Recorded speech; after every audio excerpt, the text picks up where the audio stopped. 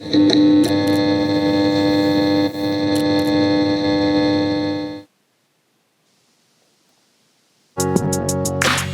it's Sidney and Deon, brothers on a comedy path. All jokes aside, we about to change the math. Real talk plus no filter equals not your usual chatter. From sports to politics, all subjects matter. Never shallow, we about to go into the deep end. Get ready to dive in, go ahead, grab a friend. Now this is grown people business, keep them kids inside. Now that's debatable, jump on, it's time to ride.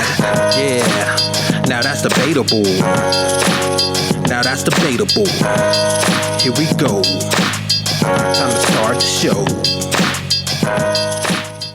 What is good? Welcome back for another week of Now It's Debatable. I am Sidney Smith. That is Mr. Deon Curry. We are your master debaters, your leaders, your guiders of all you master debaters. And I would say all of you out there who watched, all 35 of you last week, we thank you. We appreciate you. We ask that you go ahead and you share the link with someone else. If you loved the show last week, if you're loving it this week, share it with somebody else. If you hated this shit, share it with somebody else. Either way, let's get it out there, man. Again, I'm Sidney Smith. You guys can also find us if you can't catch the whole show here on YouTube for whatever reason.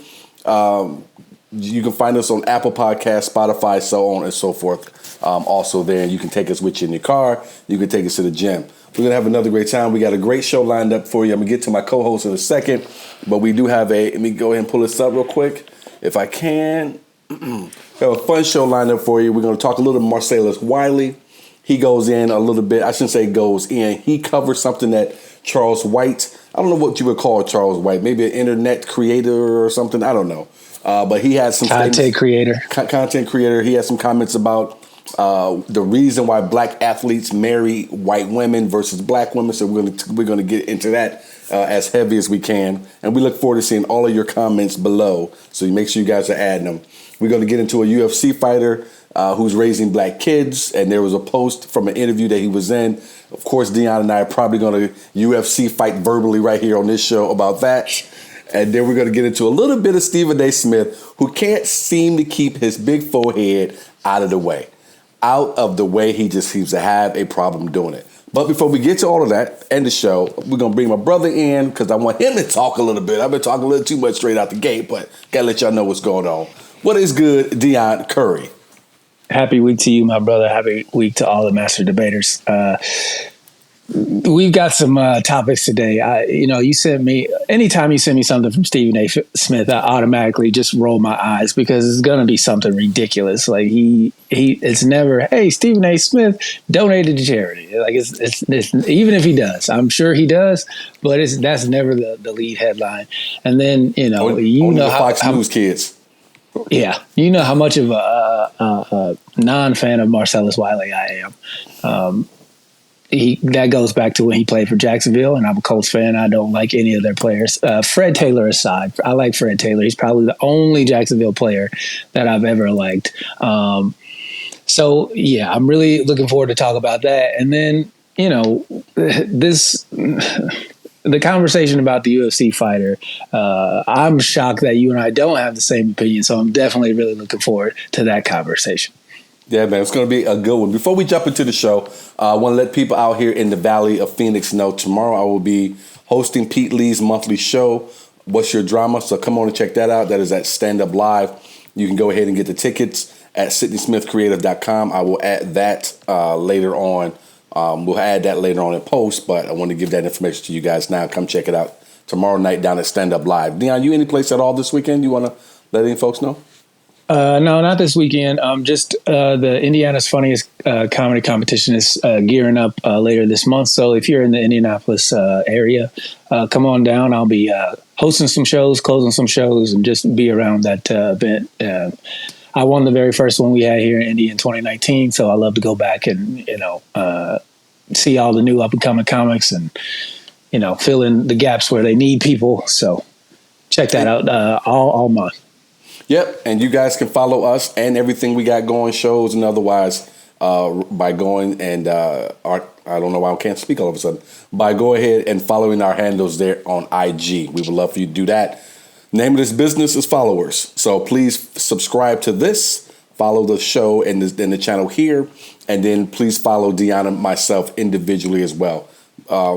We know you probably hate social media like a lot of people, but if you want to help us out, it goes a long way. Deon, before we jump into the show, man, something we're not going to get on. We had it on the board to maybe talk about, but we decided against it. What is going on with Monique, bro? There's a friend of mine, August O'Neill, guys, if you're a fan of the show for a while, you know who August is. She sent me that clip. I was talking to her earlier on the phone. She ended up sending me my clip. I pulled a Deon Curry eye roll when I was watching it because is she just not writing material? And as I said to August, where's her daddy, her manager? Is this what he's telling her to do? Because your manager is supposed to help guide and push your career forward. This in no way going on stage time after time after time and turning up the heat every time you do it on Tyler Perry and Oprah. And folks, I'm sorry we don't have it here for you. It was just way too vulgar. Couldn't show it to you. I don't know what she's trying to do at this point. You know, there comes a point in time where you can't be mad at people for being who they are. I think Monique has established well enough who she is. And the idea that you would expect anything different to come out of her mouth outside of Tyler Perry and Oprah apologizing to her and her telling us about it, she's never going to let this go. And anytime you spend money to go see her, I hope you know that at some point she's going to bring it up. So with that being said, you know what you're getting with Monique. You know she's going to be the same person she's been over the past 20 plus years that she's been dealing with this issue. So if you go buy tickets and you're hoping for something different, you know, it's a practice in futility. She is who she's going to be until she gets the apology from those two, which is never coming because she won't shut up about it. I would never apologize to her, even if I was wrong, because look what it's doing to her. It's not taking any skin off Tyler Perry or Oprah's back. They're living the lives they want to live. Yet here she is. Every time you see her to do the thing that she's supposed to do, she's talking about somebody else. And it's like, no, Mo, tell me about you. Tell me what's going on that I haven't heard already. And every opportunity you get, it's just a rehash of Tyler and Oprah. And it's just like, we don't care anymore. We don't. Could you imagine apologizing to someone like her? Like, she is the perfect person for anyone on the planet to say, there's no way I'm giving that person an apology. Like you said, I may be wrong 6 ways and 7 times on Sunday. There's no way I'm giving this person an apology. You can't be quiet at all in the space that you're being given now. Give her an apology. She wouldn't stop doing podcasts and interviews and so on and so forth. And there's another thing. I don't think she has a podcast. There's something else she could possibly be doing and could have been doing to make money and take care of her family instead of saying that these two people have just derailed her career. And you know the other person who's got to be just thinking, what the hell, is Lee Daniels. Because he's teaming up with her or has teamed up with her on another project. I wonder if he's thinking, what the hell did I get myself back into bed with? And no, because he knows. Lee Daniels knows. He's not stupid. You knew she wasn't over it when you had the conversation that you had with to get over your little. You knew she wasn't over it. So I don't understand why you would think that she was going to present anything different. She has never shown you any other stripes ever. Yeah. And the entire time that you have known who she is, she has played the exact same character every single time. She is the loud, angry black woman who cusses. That's who she's been. So to me, it's like, stop expecting different things from her. She's going to be angry and bitter. Well, you talked about her manager. You talked about he's supposed to guide her. He's exactly like her. No. I wasn't saying as if that I thought something different was going to come from him. Please forgive me. I did not present that properly. I think he's as big a joke as she is. Exactly. I think the whole fact that he's a man, that's what I meant by it. Your manager's supposed, and so like you and I talked about it, or maybe it was August and I talked about it. You know, like Kevin's manager, Dave Becky, who, according to Monique, went to that third party and said Kevin doesn't want anything to do with Monique. That's what your manager is supposed to do. Your manager is supposed to protect you from yourself, because as you always hear it, Kevin is one of the nicest guys in the business. You hear, I don't know how many stories I've heard recently where he's giving people money to help them get through. If you watch the podcast and you know he offered to help Monique out, so on and so forth. Here it is. He was ready to do this. Your manager is supposed to protect you from yourself sometimes.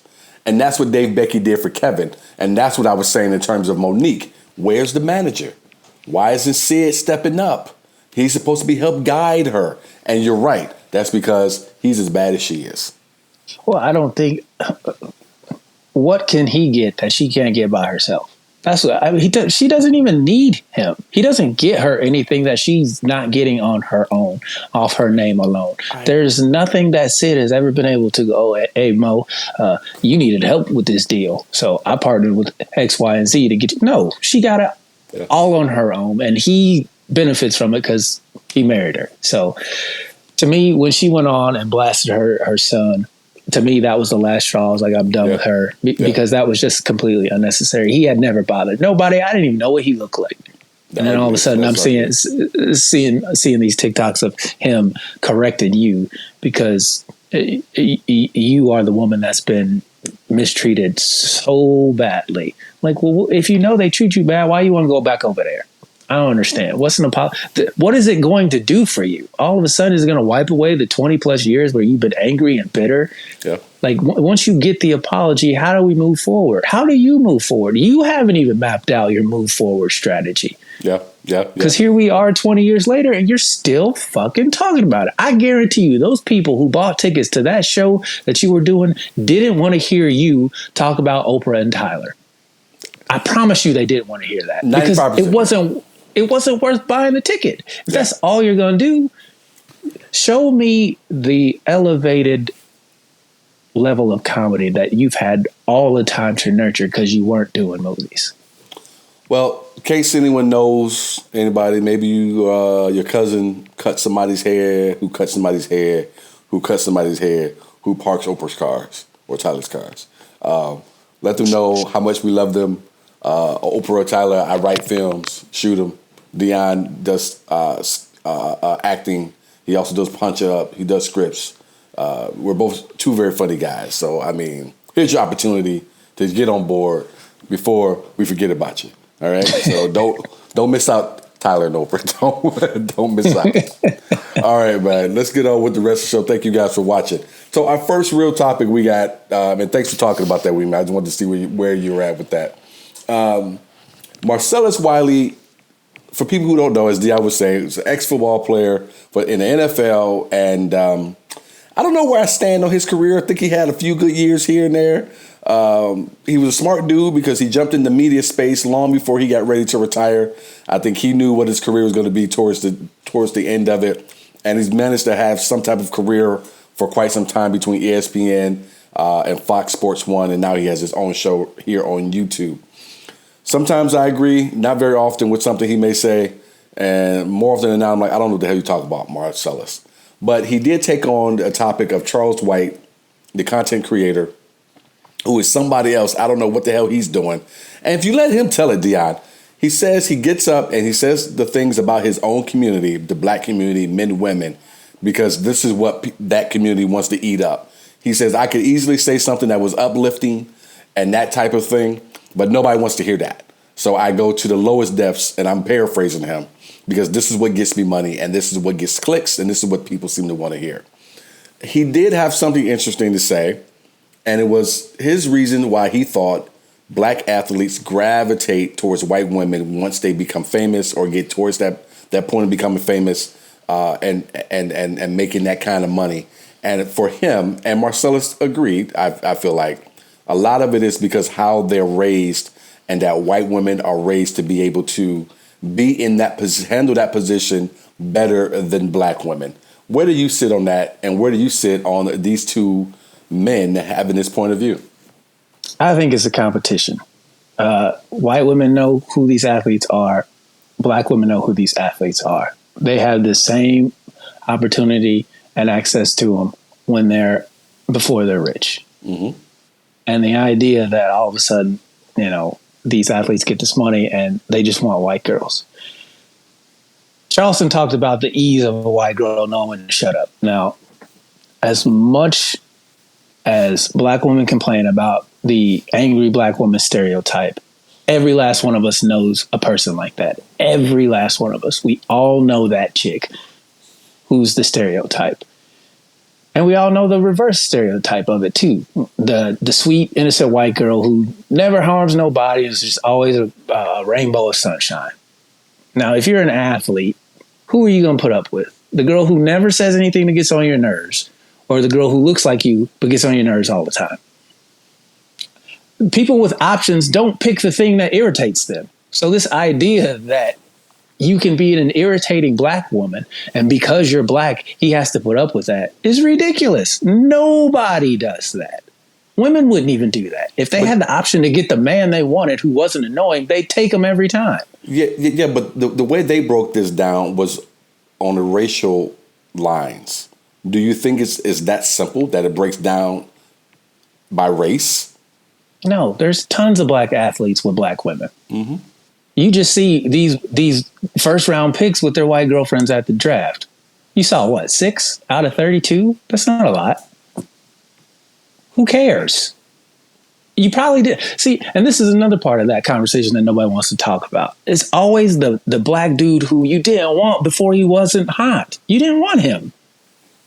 And now all of a sudden that he's made something of himself, he's supposed to owe everything to the black women in his life who never wanted him to begin with. Well, to me, it's like you can't win for losing. If he's had a black woman this whole time, like look at LeBron James. You know, they any chance they get to speculate he done had a white girl, and he ain't never done nothing with nobody. Well, so it don't matter if you're an athlete or entertainer or anybody. It really doesn't matter. People are going to assume that for whatever reason you're with that person for sketch reasons.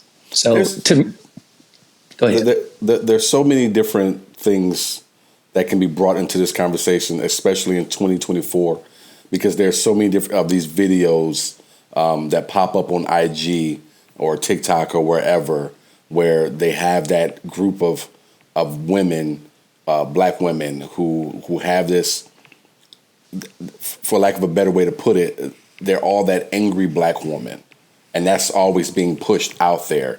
And I don't know who's doing it, because then you have on the other side these videos of these white women who are just so docile. And I'm just here to make you happy and rub your shoulders and so on and so forth. And this is the picture that is being pushed out there on a regular basis here come 2024 on social media. Is there some of that angry black woman that exists out there? 100%. And there's a lot of different reasons why it does exist. And is there something on the other side where there's the docile white woman that exists? 100. But I do tend to think that when you are talking about the black athletes or talking about black men who are young and getting ready to be successful, more often when they're young, you're right, Deon. When you are someone who's got the world by the tail, and let's keep it with sports. You're 18, 19, 20, 21-year-old black man. You've been told probably for the better half of your life you're going to be a star. You are a star. Everyone owes everything to you. You're going to take care of your family. You do have this, I'm sure, this sense of not only overwhelming burden on your shoulders because you know you're going to have to, you're so young, but you also do grow up with this whole thing that I am the dude.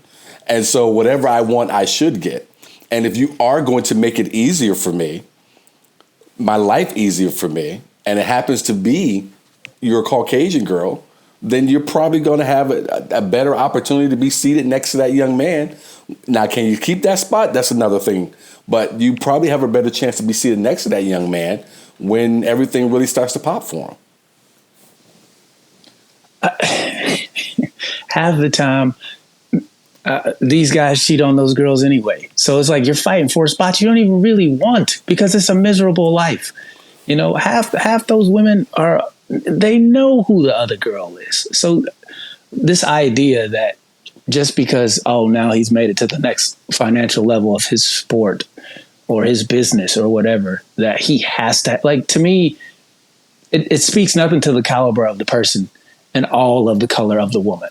Like, that's the only thing that matters. Oh, she's black. That's fine. Doesn't matter if she's a good black girl. Doesn't matter if she's a bad black girl. Doesn't matter if she's a good white girl or a bad white girl.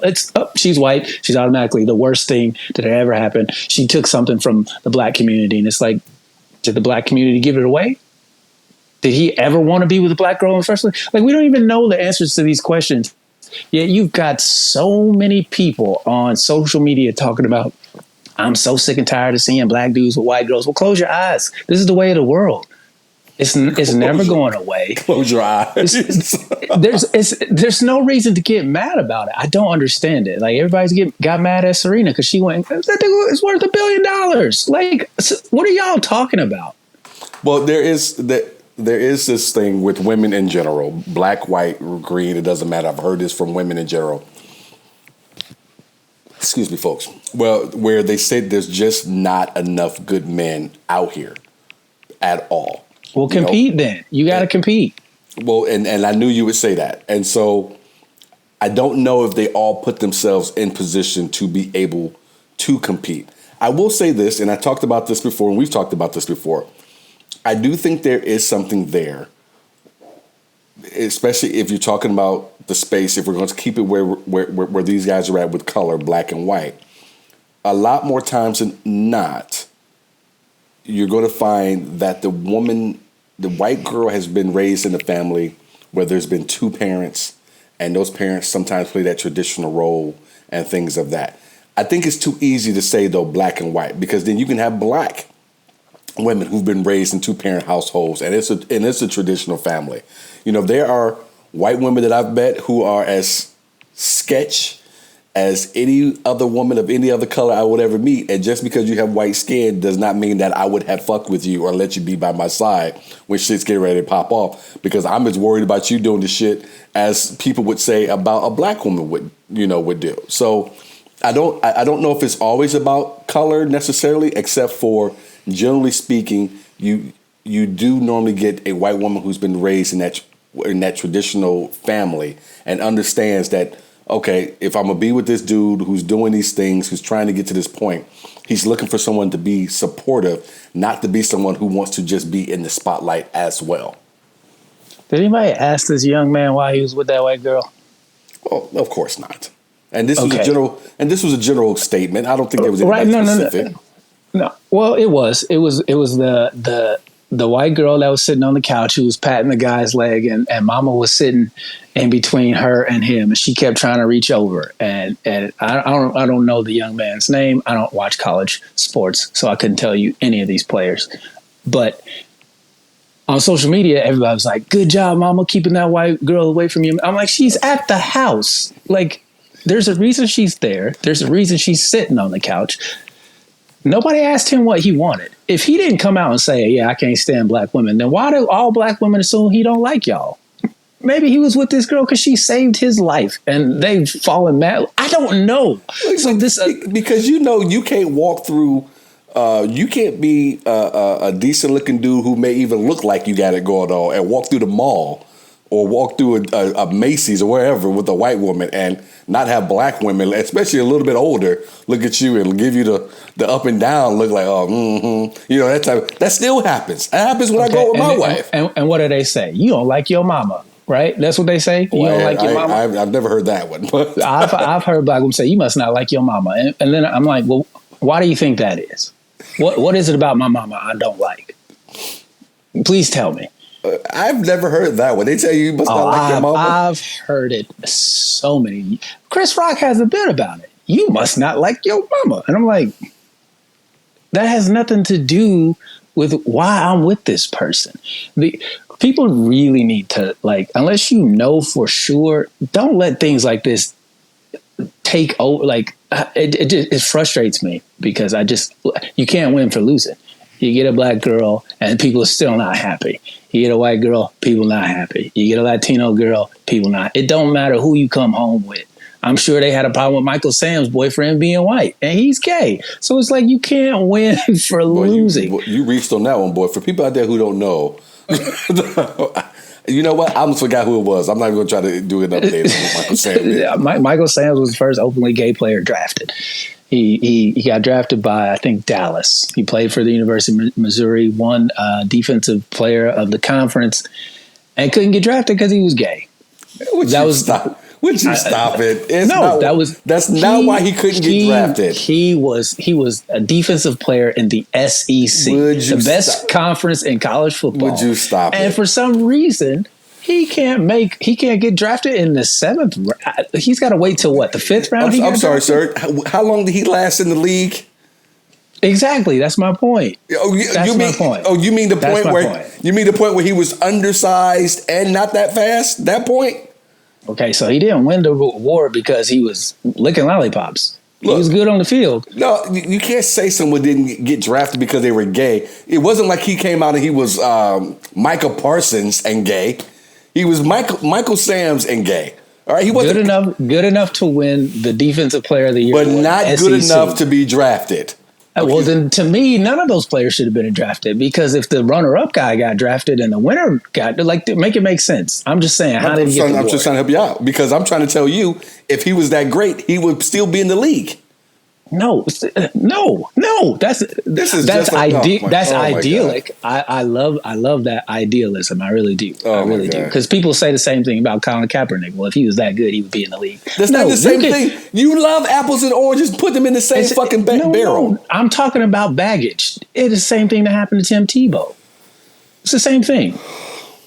The baggage was better than what they produced on the field. That's what kept them off. Tim Tebow's not the worst quarterback of all time. Colin Kaepernick's not the worst quarterback of all time. Michael Sam wasn't the worst defensive end of all time. But that baggage, if you weren't a elite all pro, you can't have any of that crap. We know how cutthroat the NFL is.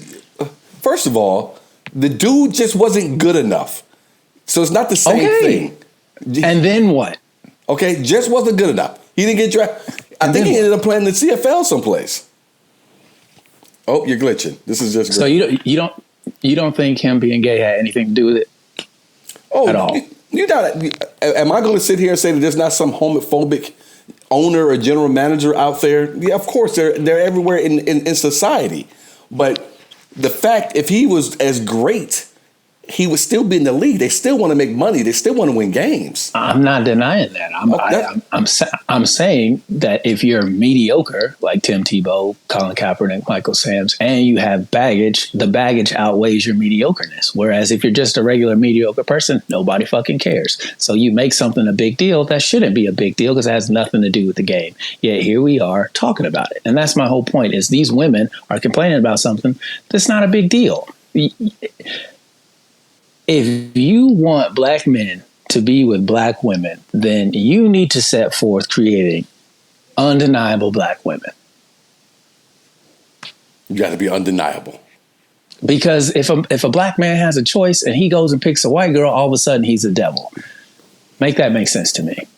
Well, as a man who's married to a white woman, I don't have a problem with whomever goes either way. I find it humorous, and I have always found it humorous whenever I've dated a white girl and had these things. I've told you many times, I've had this conversation even with my own family years ago.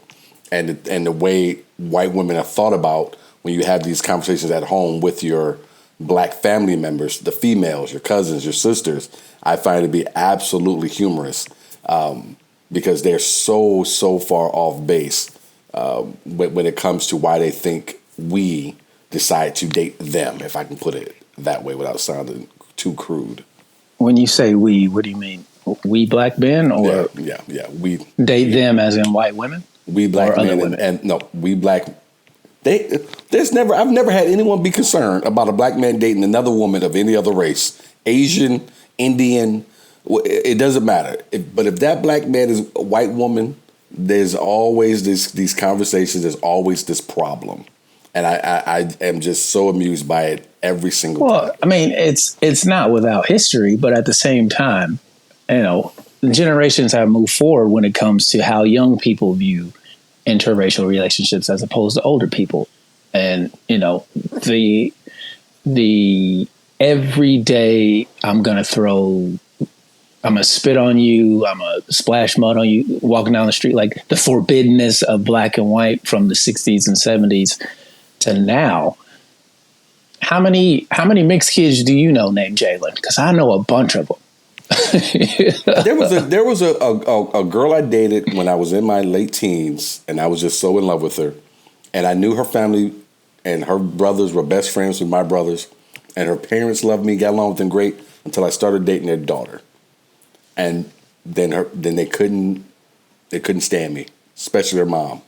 And I remember having a phone conversation with her mother. Her mother was trying to say, well, what are you guys going to do if you get married and you had kids? And what about those kids? And what do you think about what you're going to do to them?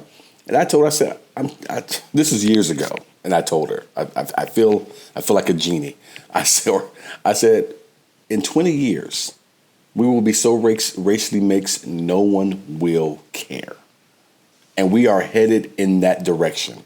That's why you see such an uproar with a lot of powerful white men in politics and in other spaces on the right who are afraid of that exact thing. That not only are we going to be so diverse in terms of race and the mix of all of us, couple that with they're losing power as we speak. They're so afraid of all this because this is what's happening. All of these old fears, they don't matter to anyone except for certain people from a certain generation who still want to impress it upon idiots who are from a more recent generation.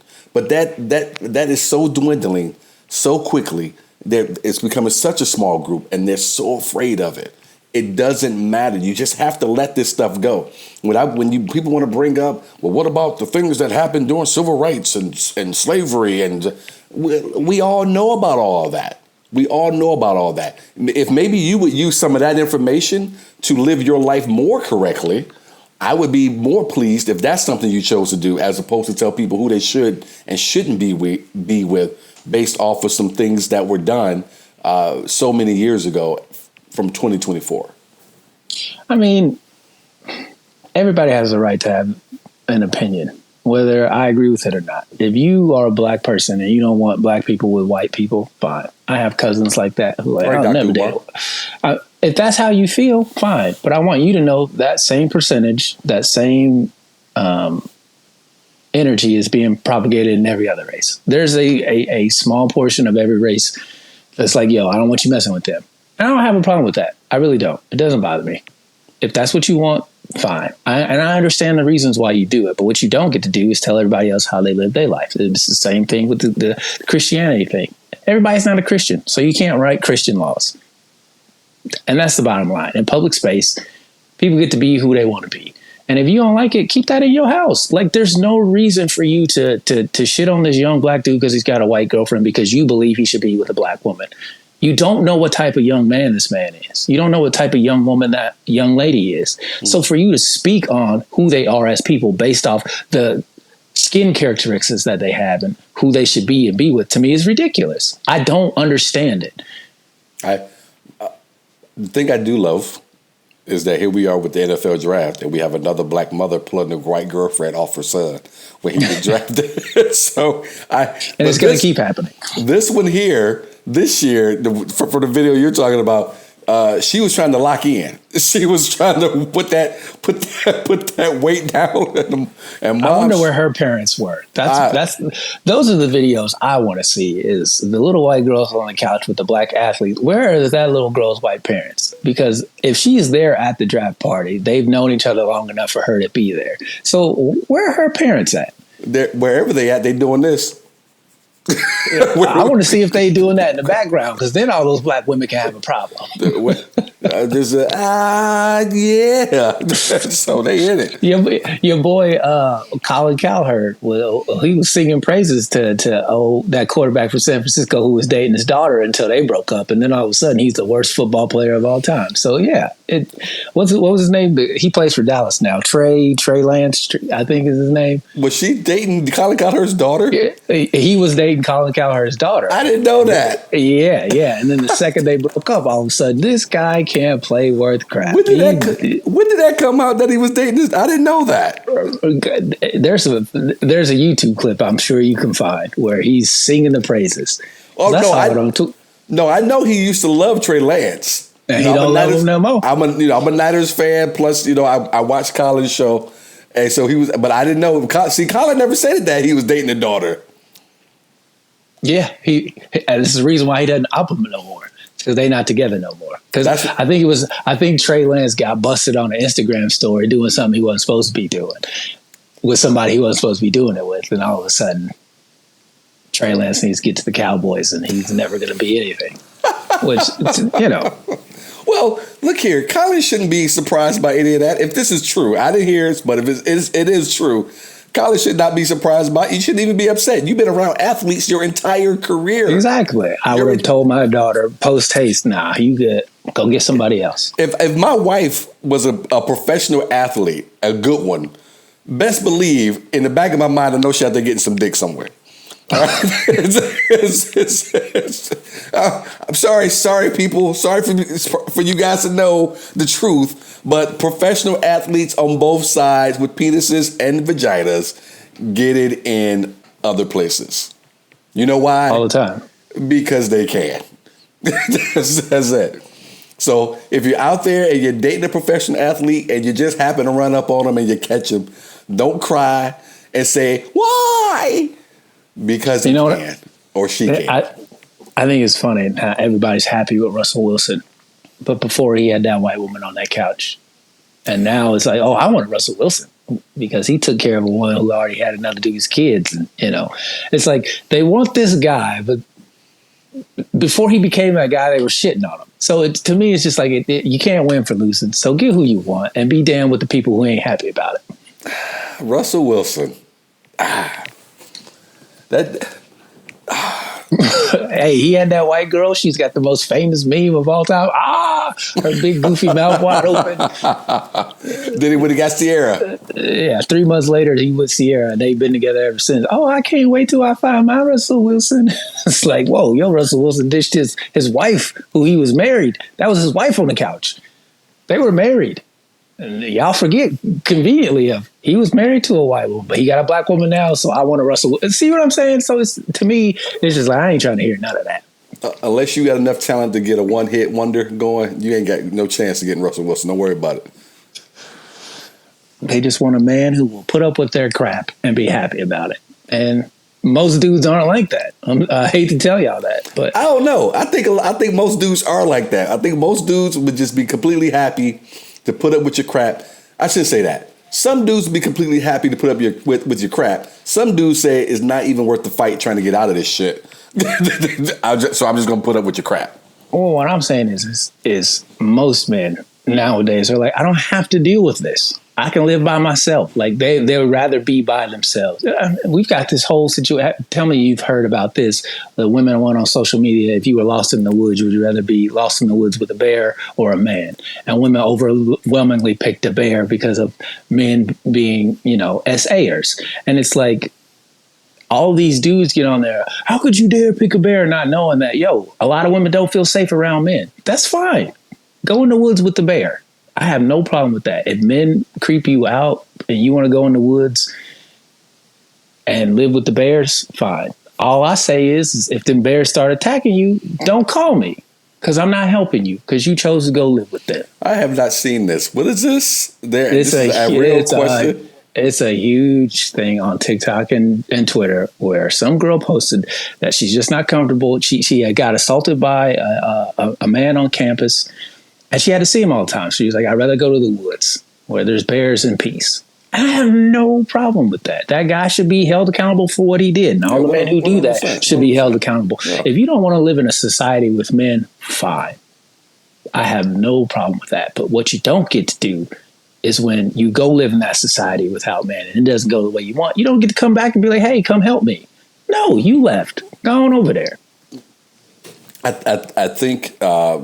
you and I talk about this all the time. If we didn't do what we do, I don't know if we'd even be on social media. I'm not sure if I would have one account on any of this stuff. We're at a point, and nothing against this young lady. If what happened to you happened, I get it, and I'm with Deon.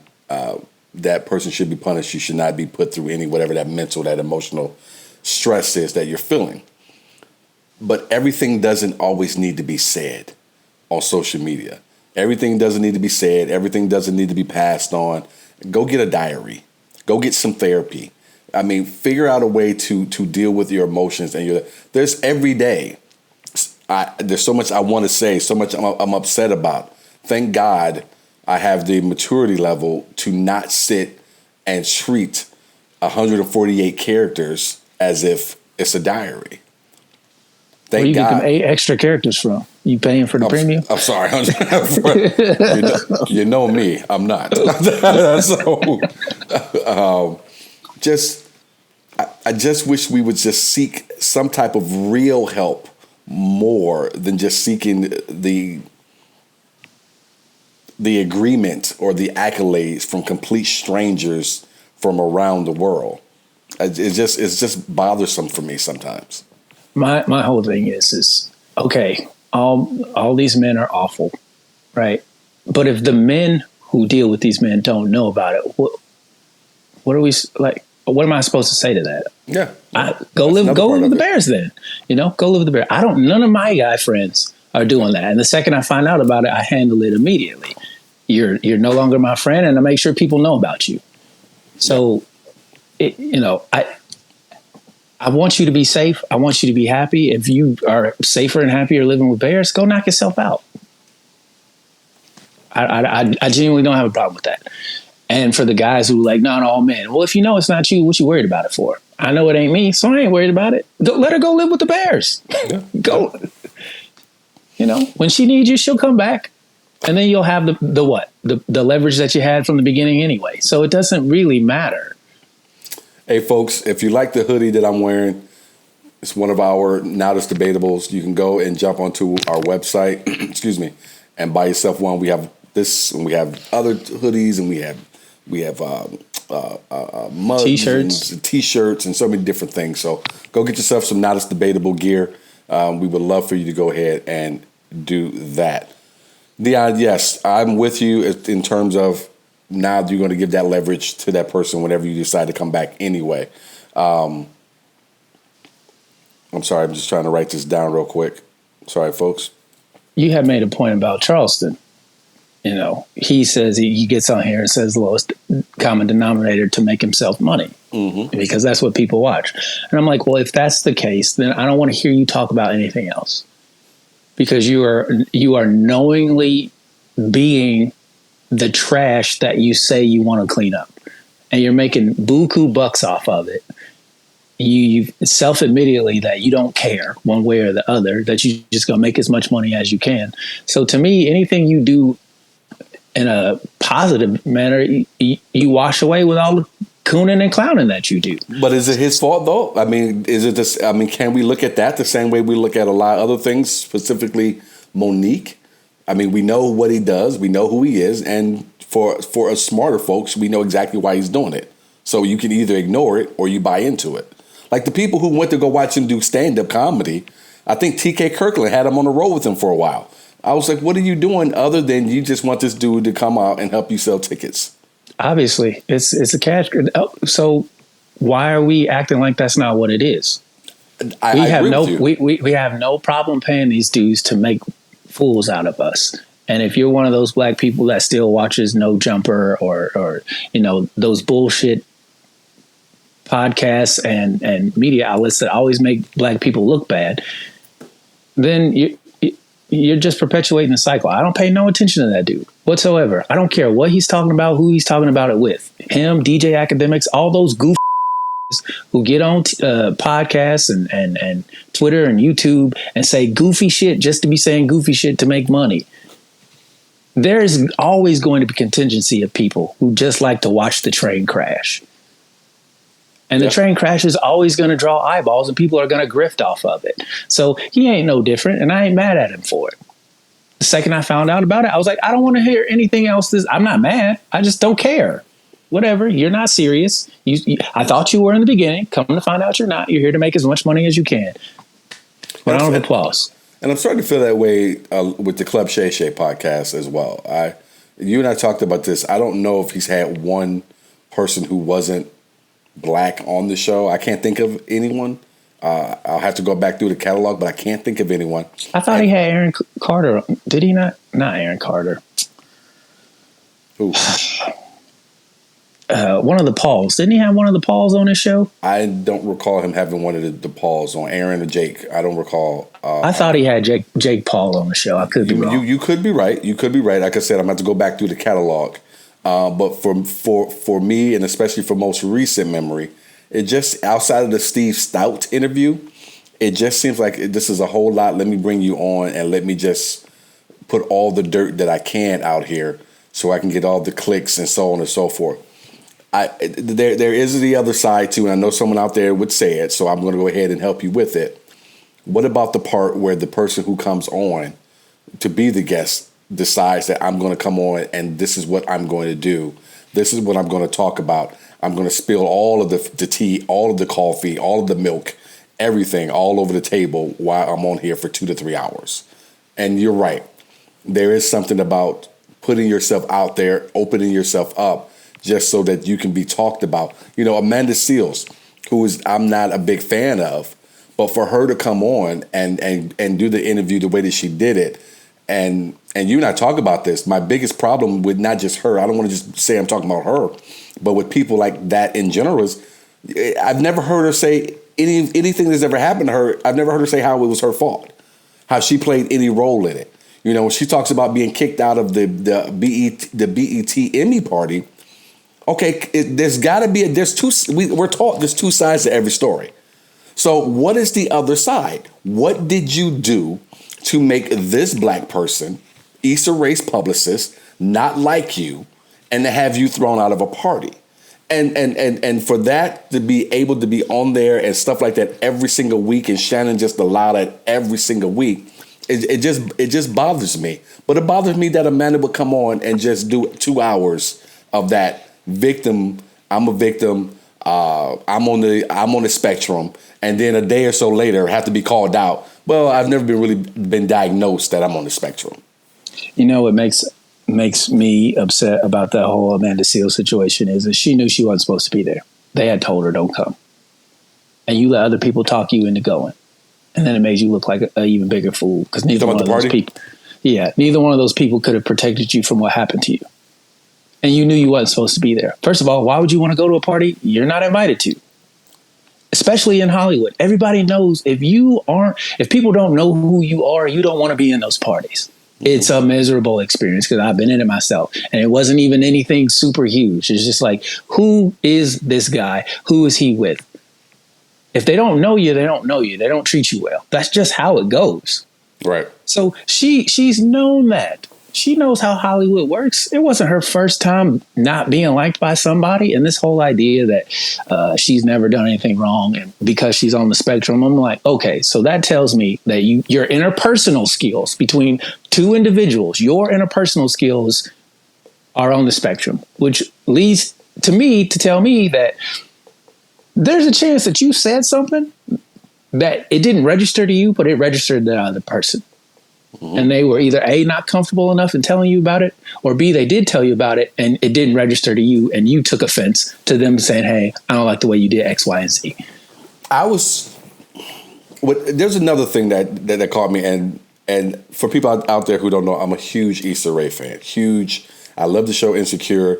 I really enjoyed Awkward Black Girl, and part of it as a creative, when you're out here and you're doing your independent thing, to think that you could be doing it, to think that one day Deon and I could be doing this here for 35 people to watch it, and who knows, someone at HBO, someone wherever could say, I like what these guys are doing. Let's see if we can help them and take them to the next level. To think that could happen to anyone out here trying to do what they're doing, to me, I find to be awesome. So I'm a huge fan of hers. And the way she's parlayed it into more things, and what she's possibly, I think she's got some big production deal coming as well, a big 9-figure deal she's working out right now. I hope that comes to fruition for her. So I'm a huge fan. So I'm gonna say that. But to think that this woman could have so much trouble, according to her, with so many of her castmates, to where they don't want to go have dinner with her, they don't want to come by her house for game nights. They don't want to do a lot of different things she's inviting them out to. And then she calls one of the castmates, a man, the N-word, and got in trouble for it. And she just couldn't understand it. Because we say the N-word on the show. That is not the same thing. That is work. This is not. Just because the dude uses that or allows that to be said to him doing work doesn't mean he wants to be called that outside of work. And the fact that she just could not understand that. You could have slapped me 10 times before I would have felt it. The people who it's always someone else's fault, their allies to come back them up are always few and far between.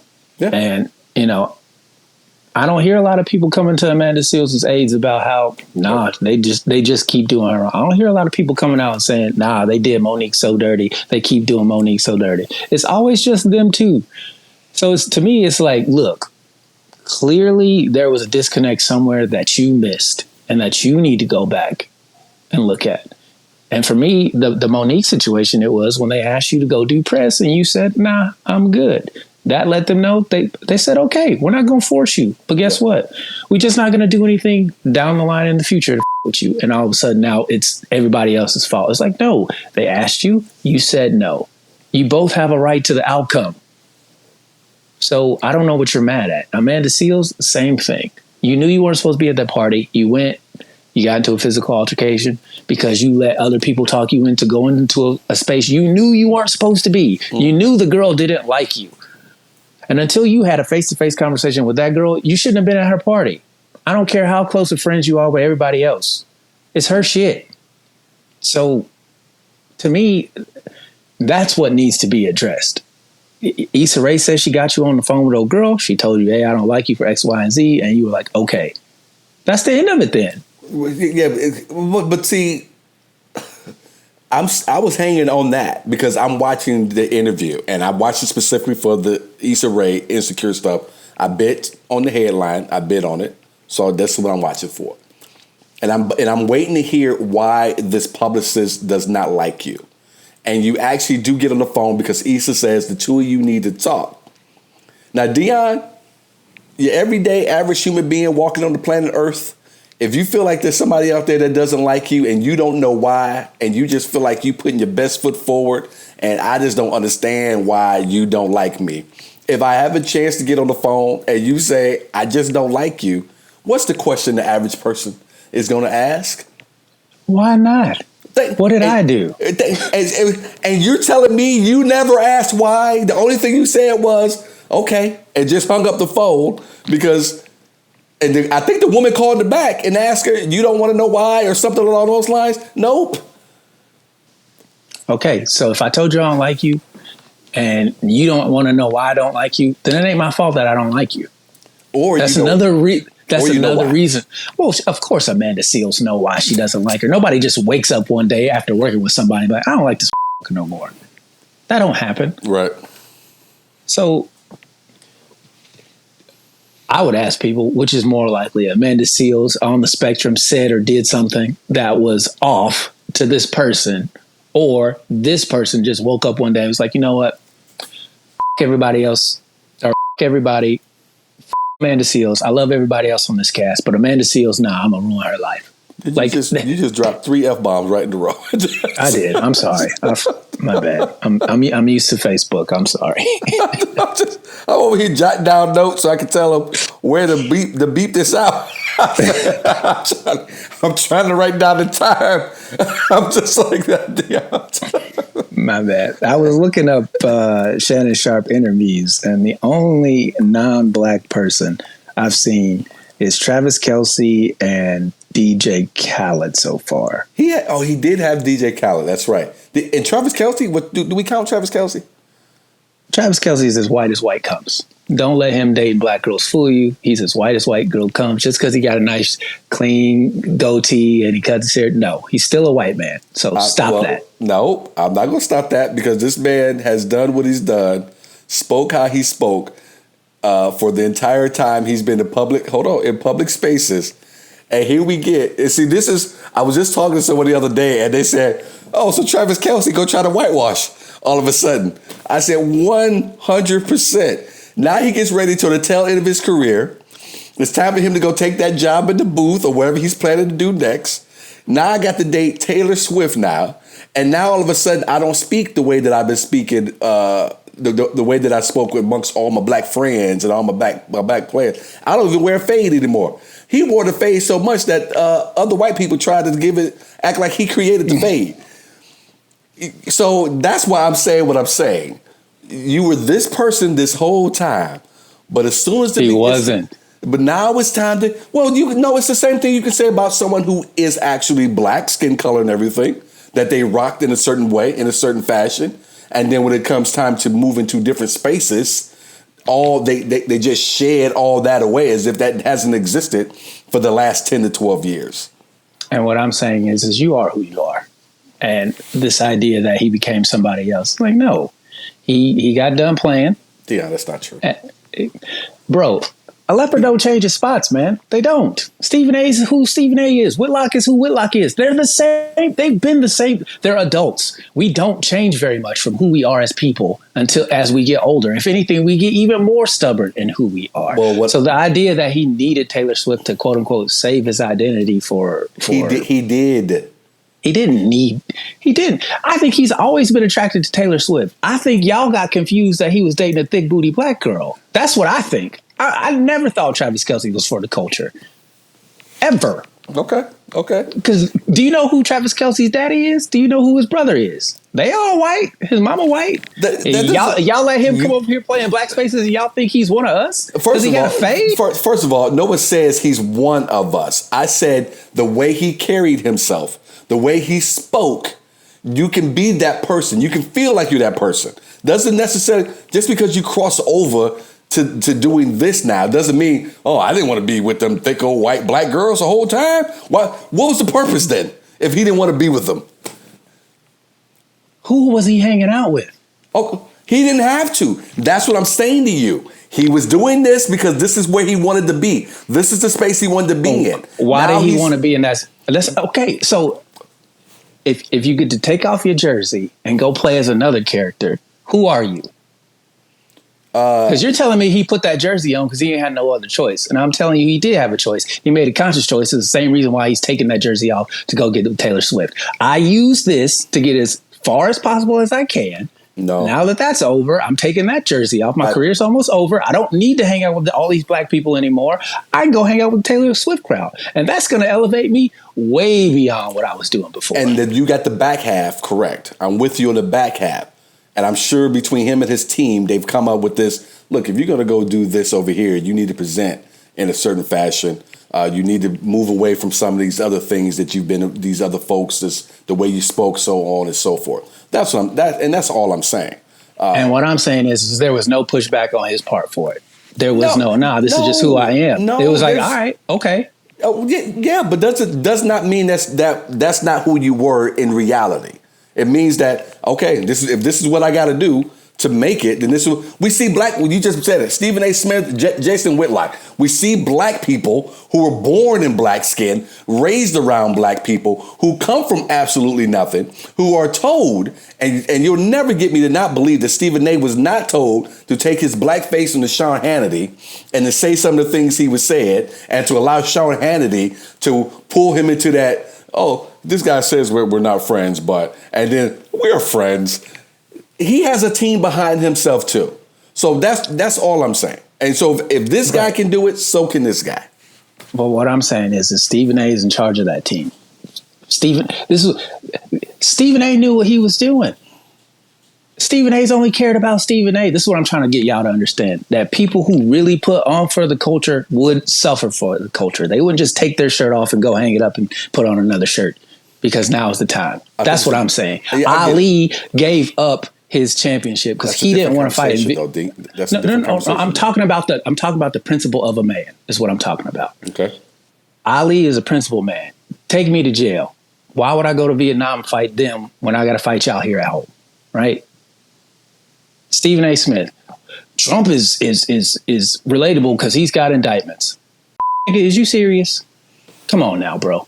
Come on now. I'm sorry. You got to bleep that out. But yeah, come on, bro. It needed to be said. For real. You telling me from the years you spent in the Philadelphia newspaper all the way up until now that you're really going to try all those black people you talk about that you've had interactions with at the barbershops. You telling me that those people are really telling you, hey, man, I don't agree with his politics, but the way the criminal justice system is doing him that reminds me of us. There's never been a black person that said that out loud. Y'all are crazy. I was talking to a black friend of mine today. And I hate that I had to say that because I'm black. But I was talking to a black friend of mine today, and I've known him since we were kids. He's a successful dude. He's got his hands in some of this, some of that, some of this. He's very, he does well. He said he's going to vote for Trump. And I said, really? He said, absolutely. He said, I'm not voting for Joe Biden. And he said, it's not about, he said, while I am more conservative than I am anything else, and I can't stand the Democratic Party, especially that far left side, he said, it would be better for me for business. And I said, okay, well, what about this? What about the stock market? What about this? What about that? Because it seems to be, and then we got into some other deeper discussions about the financial sides of things and where he thinks the country is headed. But he's going to vote for Donald Trump because he thinks it'll be better for his company, his business, and his bottom line at the end of the day. And I told him flat out, I said, I can't. And I'm a conservative. I just can't do it. I said, but I appreciate you saying what you said because Deon, and I talked about you, I said, Deon and I talk about this all the time, about how at the end of the day, I don't care what polls say, I don't care about any of that. People are going to vote for their own best interests at the end of the day more often than not. And you just have to try to figure out what that best interest is on any given election cycle. And I tell people all the time, I will never earn $1 knowing it hurts somebody else. There's no reason to do that. You do say that. There's other ways to make money, bro. There's other avenues. And for me, just my personal opinion, if I know you ain't about that life, but you want me to vote for you, I just can't do that. I'd rather not vote than to be like, he's gonna make me some money, so I'm gonna let all this other racism and xenophobia go. And it's the same thing with Joe Biden. My vote in Indiana doesn't count anyway. It's a red state, so whoever blue I vote for is not going to win. In 2016, Indiana went red in 5 minutes. It was over in 5 minutes. It was the first state to be declared in the whole country because that's how red it is here. And that's how much people don't like Joe Biden. I don't have a problem with that. That's fine. But you can't sit up here and tell me that it's better for my bottom line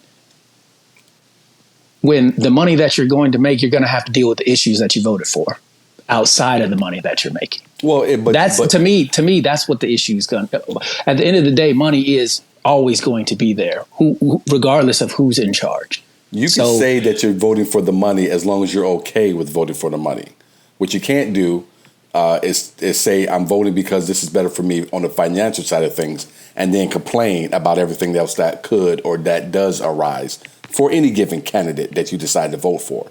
That's just like people who look. He and I laughed, and I laughed with him about it because I said, I get where you're coming from. I completely get it. And he brought up the Dave Chappelle story that Dave tells about standing in a line waiting to vote. And he's sitting there with all those people who are of a lower financial status than he is. And they just can't wait to vote for Trump. And he's, wait a minute, he cares about me, right? He doesn't care about you.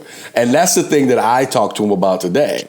I said, that's the thing that gets me. You have so many of these people who are in lower income statuses that are voting for this man, and he doesn't give two shits. Nah, I did it. He doesn't give two craps about these people, but you're voting for this man, and it just baffles me that you're voting against your own best interest, and I'm just amazed by it. I mean, that's the two-party system that we have at the end of the day. Some of the things that Democrats do, I don't like. Yes, I don't want litter boxes and bathrooms. That stuff needs to be cut out. Like, you can do that at home all you want to, but in public, stop it. Like, those are the things that we lose votes over because whoever's in charge doesn't push back on it. And the same thing with Republicans. It's not like Republicans couldn't talk people out of being Democrats. But it's that negative issue that they never confront, that they never speak on. And even when they did, they weakly, Donald Trump's a xenophobic, racist. And then the next thing you know, he's our candidate, so we got to do whatever he says. And all that other shit went by the wayside. To me, that's where you lose people. Is you don't stand on anything. It's just whatever way the wind blows. I gotta vote straight party ticket. So here it is. And it's like, no, if you want to grow, then you have to adapt. And neither side, to me, is doing a good enough job adapting for the people on the left to get those more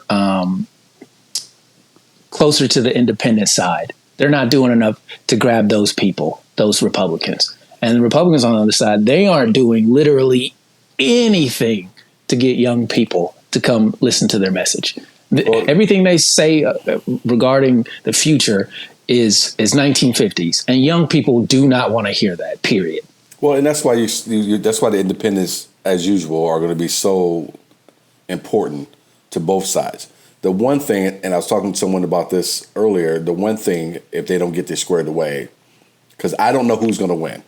I still have friends who think Trump can do it. I don't know. If I had to lay money, I'm laying on Biden as of today. But it's too far. We're too far out. A lot of different things can happen. Biden just said he would debate Trump. I'm not sure if that's the greatest idea. So we'll see if that happens and how he looks from that. I got 94 felonies in Trump. That's all I would say if I was Joe Biden on that stage. Well, I would just count them off. 91.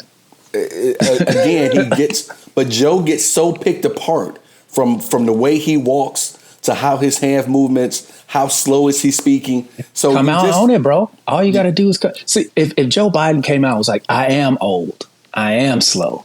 This smoke is going to jail. What can Trump say to that?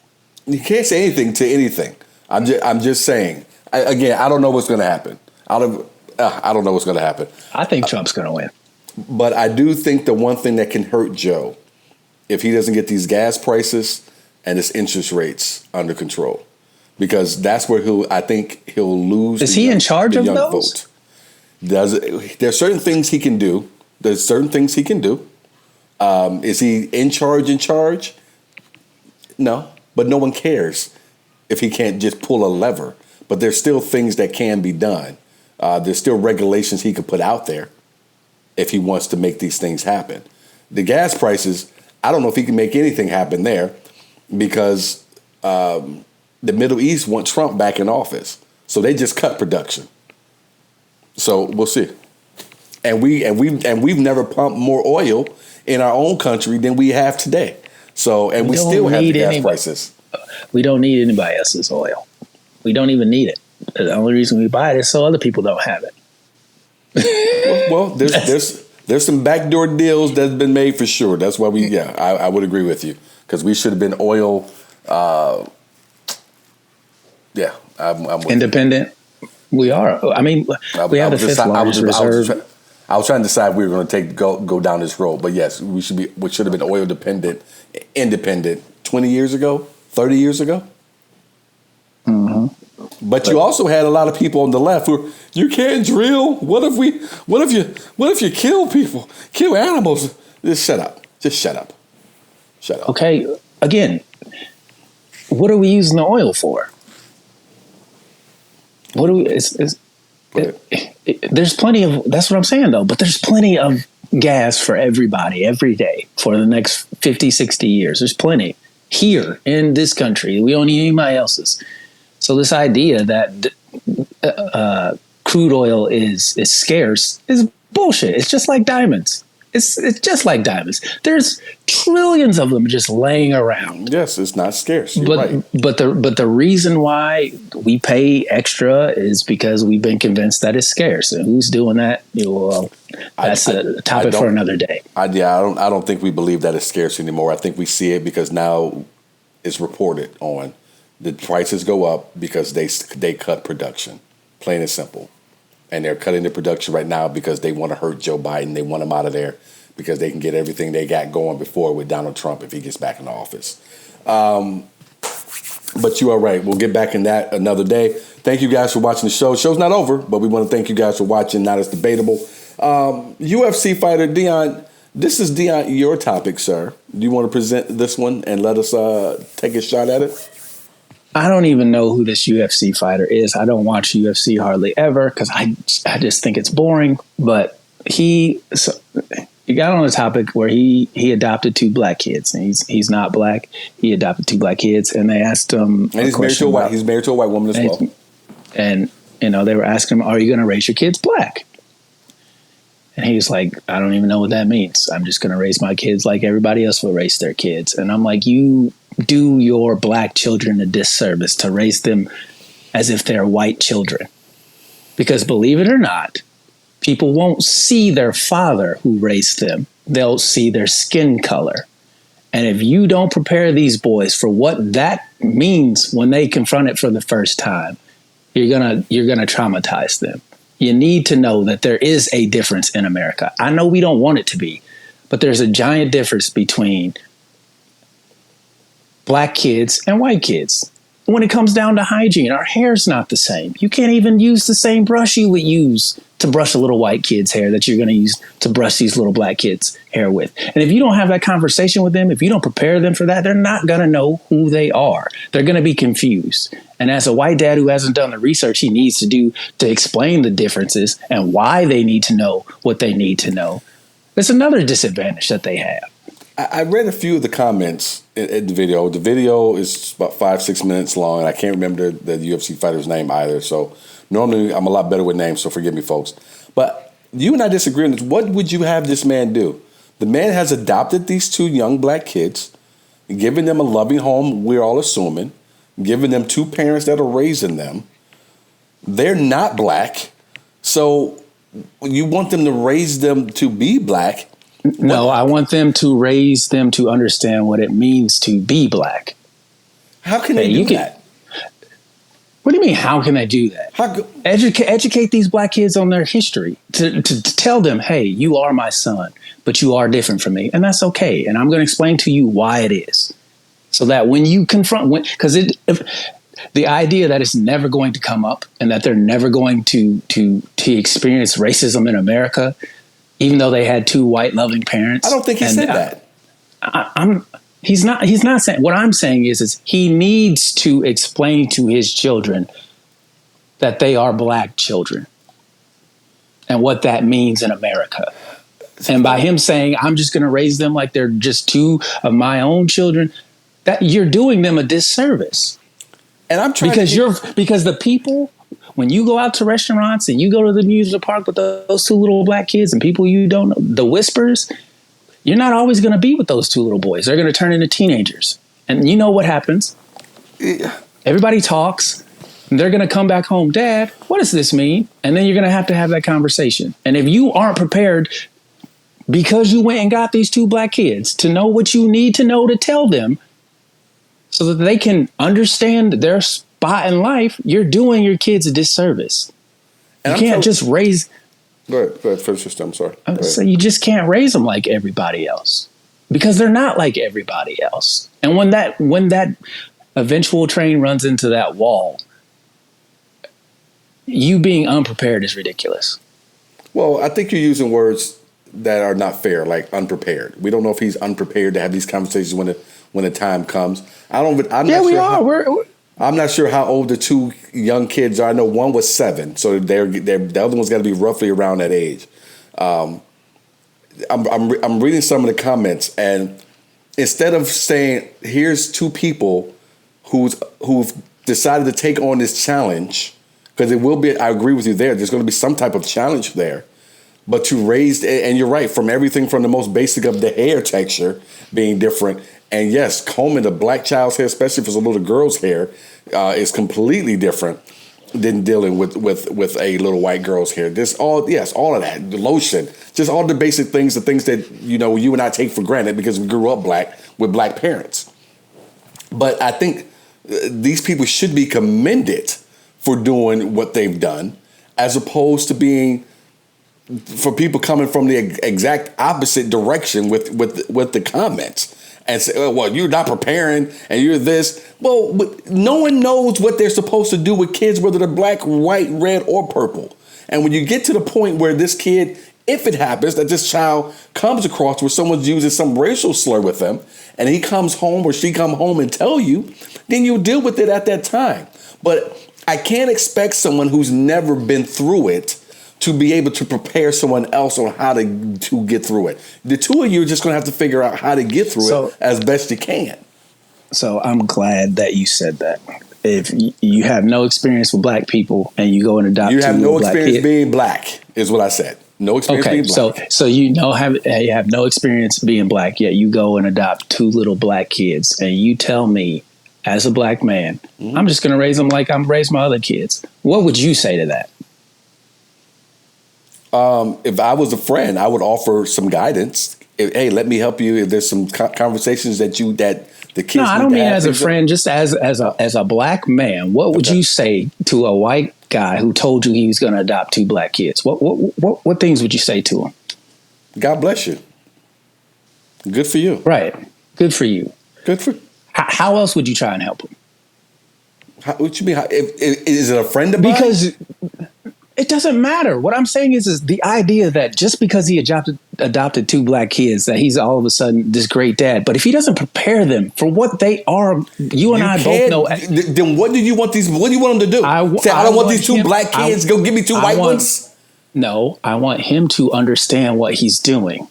I'm going to raise these 2 black kids as my own. But I need to understand what blackness is, so that when they get confronted with it, as their father, I can help guide them as best I can. If that means I go and get information from other people who have adopted black kids, if that means I go have conversations with black fathers, hey man, what are some of the things that I need to be prepared for when it comes to race relations and situations at a young age? What were your experiences? If he's not doing those things, he's doing a damn disservice to those children, because they aren't the same. Well, Deon, that's what I'm saying. Right, but I'm gonna tell you, and you know what else isn't the same? All black people are not the same.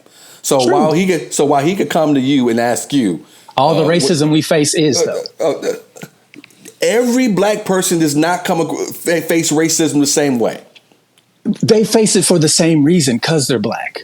That's the reason you deal with it in any. And you can't. It ain't got nothing to do with who you are. And as a person. Can't prepare anybody for that at all. Sure, the only thing. No, you can't. The only thing you can prepare someone for is how to handle the rules of the road, and we know what those are. You can. So if he thinks the rules of the road are the same for little white kids as they are little black kids, I'm sure he doesn't. That's what he's saying in the interview. I would just raise them like they're no different than anybody else. And if America started treating everybody like that, this would all go away. I'm like, we're not the ones perpetrating that shit. What are you talking about? Excuse my language again. Let me just make another note here. This idea that it doesn't exist, and that if I just keep my head down and do the right thing, like stop. This is America. Look, it's in the fabric of the cloth that you salute every time it gets raised. Just stop it. Don't even go there. Okay, I'm trying not to yell at you this week like I yelled at you last week. When has it been erased then? If it wasn't there in the beginning, when did you wipe it out? That's what I want to know. If it's not there anymore, where did it go? When did you get rid of it? Because I know when it started. So just tell me when that ended, and I'll let it go. Would you? You can't. Would you? Would you prefer he just left the little white kids there at the orphanage and didn't adopt them? No. Okay. What I'm saying, you keep saying. Let me be unequivocally clear. I've heard you. I've heard you, and I know you very well, so I know what you mean. I'm happy that he adopted those children, and what I'm saying is he will do those children a disservice to who they are as people if he doesn't get help raising them to be the black men that they are. You cannot do a disservice when you have taken 2 kids you'd have to take into your home. You cannot do them a disservice. Well, I can't wait to hear the comments because I wholeheartedly disagree with you. Right. Okay, get here. Right there. I would be doing a little black girl a disservice if I went and adopted her and didn't get any help and information on how to raise a young black girl, how to do hair, those types of things. If I wasn't able to explain to her, her period, I would be doing her a disservice. Deon, that's not even close to being the same thing. You have no choice because those are different. Deon, it's not even the same thing. All right. How is it not the same thing? I'm telling you based off the answer that he gave to that interview question that he is unprepared for when he is going to eventually run into the race problem that is his 2 black kids. I'm sorry. So do you think he and his wife did not sit down and have any conversation about that at all before you think they just went off and just pointed at 2 black kids and said, yeah, give me No, give me I'm 2 saying of those? They're not prepared. That's what I'm saying. I'm saying they had the conversation, but they're not. And here's the beauty of it, Sydney, is that they're white. So there's no way they could get prepared because they never go through it. And that's the point. That's what I'm trying to say. He sounded to me, my personal opinion, vastly unprepared for the moment those two black kids realize they're black kids, even though that's their dad and that's their mom and that's their sister. To me, it sounds like when they find out that they're not his biological children and they realize, oh, we are black. What does that mean? He won't be able to have any conversation. And what it sounds like to me is you, as usual, sound like you are just getting off the first bus to be integrated to white schools. Okay, because it is 2024. You don't think these kids, we just got done talking about this. These kids are more equipped to deal with people who are not like them more than any generation has been before them. To think that these kids are going to even go through a tenth of what you and I probably went through or have gone through, I think is, pardon my language, completely asinine. I don't care to the degree to which they deal with it. That doesn't matter to me. What I'm saying is they have a father who doesn't understand how to talk to them about it. That's a problem. And for him to get on and say, I'm not going to treat them like they're black kids. I'm going to treat them like they're my kids. I'm saying, my personal opinion, that you shouldn't do that. Okay, so he should treat them like black kids. Yes, because they are. Just stop it. And that's okay. This idea that treat I them can't like raise... Just stop it, man. This is... Okay, and in my personal opinion, that's a disservice. Oh, I know Stephen A. I know. Don't pull the Stephen A. stuff on me now. Nope. I will call it. You are closer to Whitlock than I have ever been. So don't try it. Don't even try it. Don't even try it. You've never heard me say anything close. I would never have Brett Favre. I've never had Brett Favre on this podcast. I'm sure you got a Warren Sapp jersey somewhere. Hey. I do not, and I'm very surprised that Deon hired him after all the trash that Jason Whitlock talked. Jason Whitlock must feel so betrayed that Warren sat on that set and talked all the trash about Deon and then turned around and took that job to go work with Deon soon thereafter. And just another one of those principled moments in time, if you will. Which was about for Warren? Mm-hmm. This man ain't nothing. What? Check. I need it. Come on, let's go. I don't deal with those type of people. Do anything for $1. Get out of here. I saw Warren Sapp do Vlad TV. I was surprised. Like, why are y'all talking to Warren Sapp? But he was too happy. He was all gums to be on Vlad TV being interviewed. I forget the hell he was talking about. It was such an uninteresting thing. But I don't think this is going to be the issue that you do. I don't see it as the issue as you do. And a lot of, again, the thread, normally we laugh at the comments, but this thread was, I'm like, you guys are so embarrassing yourself in these comments. The most basic thing here is these people who have money went and adopted these two black kids and took them into their home when nobody else seemed able or wanted to. Okay, and I think so let me ask you this, right? Yeah. Say he raises those kids just as, regular kids, right? And then they go out into the world. They have an experience where I want to go back and connect with my biological parents if they're still alive, or I want to go find some family members from that side, right? Mm-hmm. And they go and they start learning the history of who they are and where they come from. Mm-hmm. Do you think that it would be good for their parents, the ones that adopted them, to be like, hey, let me go with you. Let me take you through that. Like, to me, it sounds like he's impresent in blackness, which he thinks is not a big deal. And to me, my personal opinion is like, you should always, because that's who they are. To answer your question specifically, if those kids one day say, I want to know where I came from, yeah, they should invite that. Yeah, let me do, depending on how old they are. If they're adults, and obviously they don't need them. But if they're not, hey, I would love to be a part of that. Let me help. Let me walk you through some of this. Yeah, 100%. But I think they should know already. I think if you're going to adopt two non of what you are, then you should, before you get them, should know it. No, you don't know where they come from. Maybe there's stuff there that they don't need to know. Okay, I'm not saying you tell them everything. I'm saying for you so that when you have to have the conversation eventually, you're prepared. And that's all I've been saying this whole time. That's not all you've been saying this whole time. He sounds woefully prepared to have the conversations he's eventually going to have with those two black kids when they find out they're black. That's all I'm saying. I'm not saying he's a bad person. I'm not saying he shouldn't have adopted them. When they find out they're black, they know they're black. Yeah. You don't think they know they're black? These kids don't know they're black? No, I don't. I don't at all. Stop it. I don't at all. It takes a personal experience. Racist old white men hate black kids till they have a black grandbaby. It takes an experience. That's what I'm saying. It takes an experience. And I don't think, and I could be wrong, and I hope I am. And I will gladly apologize to the UFC fighter and his wife if I am. I will. You will never get an apology. I don't care if two stiff socks got up out of a drawer and started walking and kicked me in the face. You are never getting an apology from me. I don't care what happens. I can't wait to get on stage.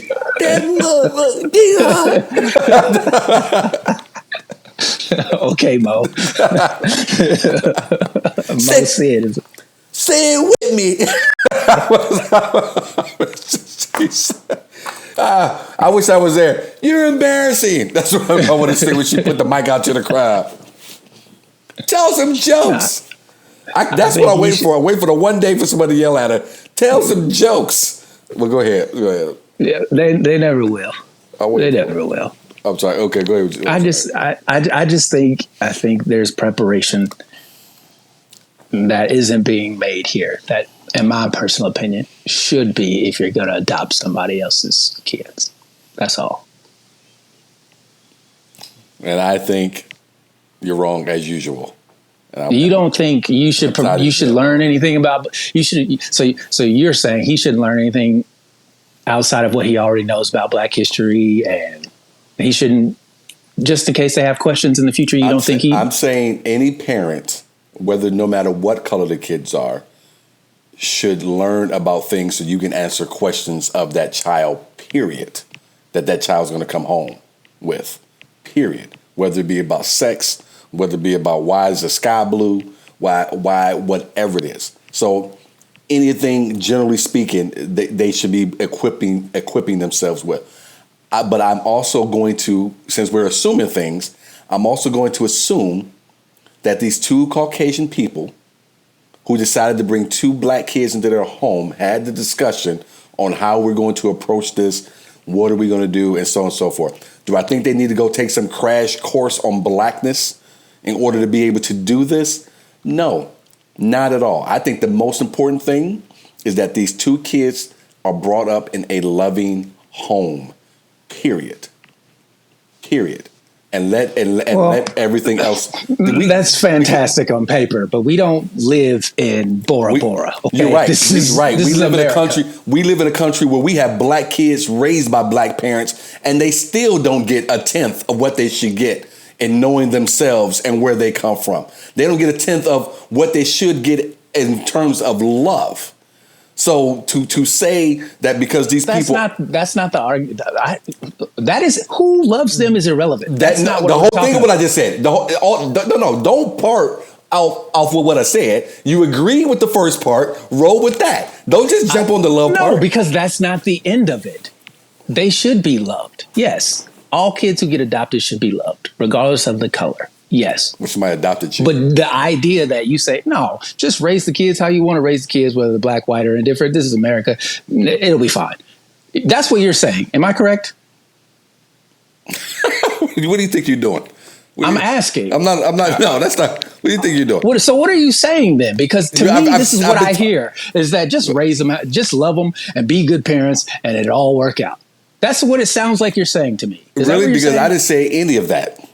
What are you saying then? We've been talking about this for half an hour. That's all you heard? I still don't know what you're saying. Whatever. So please, just one more time. Just move because the idea, they don't need to learn anything else. They shouldn't be. Just be happy somebody's loving you. You know what? Really? You know what I love? Okay. I love that we're doing this show on YouTube. So now the whole world outside of our Facebook group of Master Debaters can see how you like to take and twist and drop shit off and pick other stuff up that was never said. It's just your way, Deon. You can't help yourself. Oh God, please! I get it. Stop with the victim mentality. Oh, I'm always picking on you.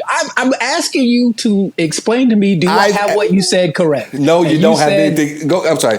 Go ahead and tell me again what I said, and then I'll let you know if you got it correct. I'm asking you that you're okay with him saying, "Nah, I'm just going to raise them like they're my own kids," and that's good enough. Yeah, I'm okay with that. Okay, and what I'm saying is that's not good enough. Okay, and you're wrong. So that's fine though. You're wrong a lot. Okay. It seems like you save it all up for this show though. I appreciate it too. You don't think their blackness has anything to do with their future life this is what we're talking about. And this is what we're talking about. Okay, so I'm asking you. You don't think that their blackness is going to come up in the future at all? You don't think that just if he raises them to be who they are, and whatever it is, it's never going to come up? Deon, of course, when you're raised with people who are white and you're black, of course it comes up.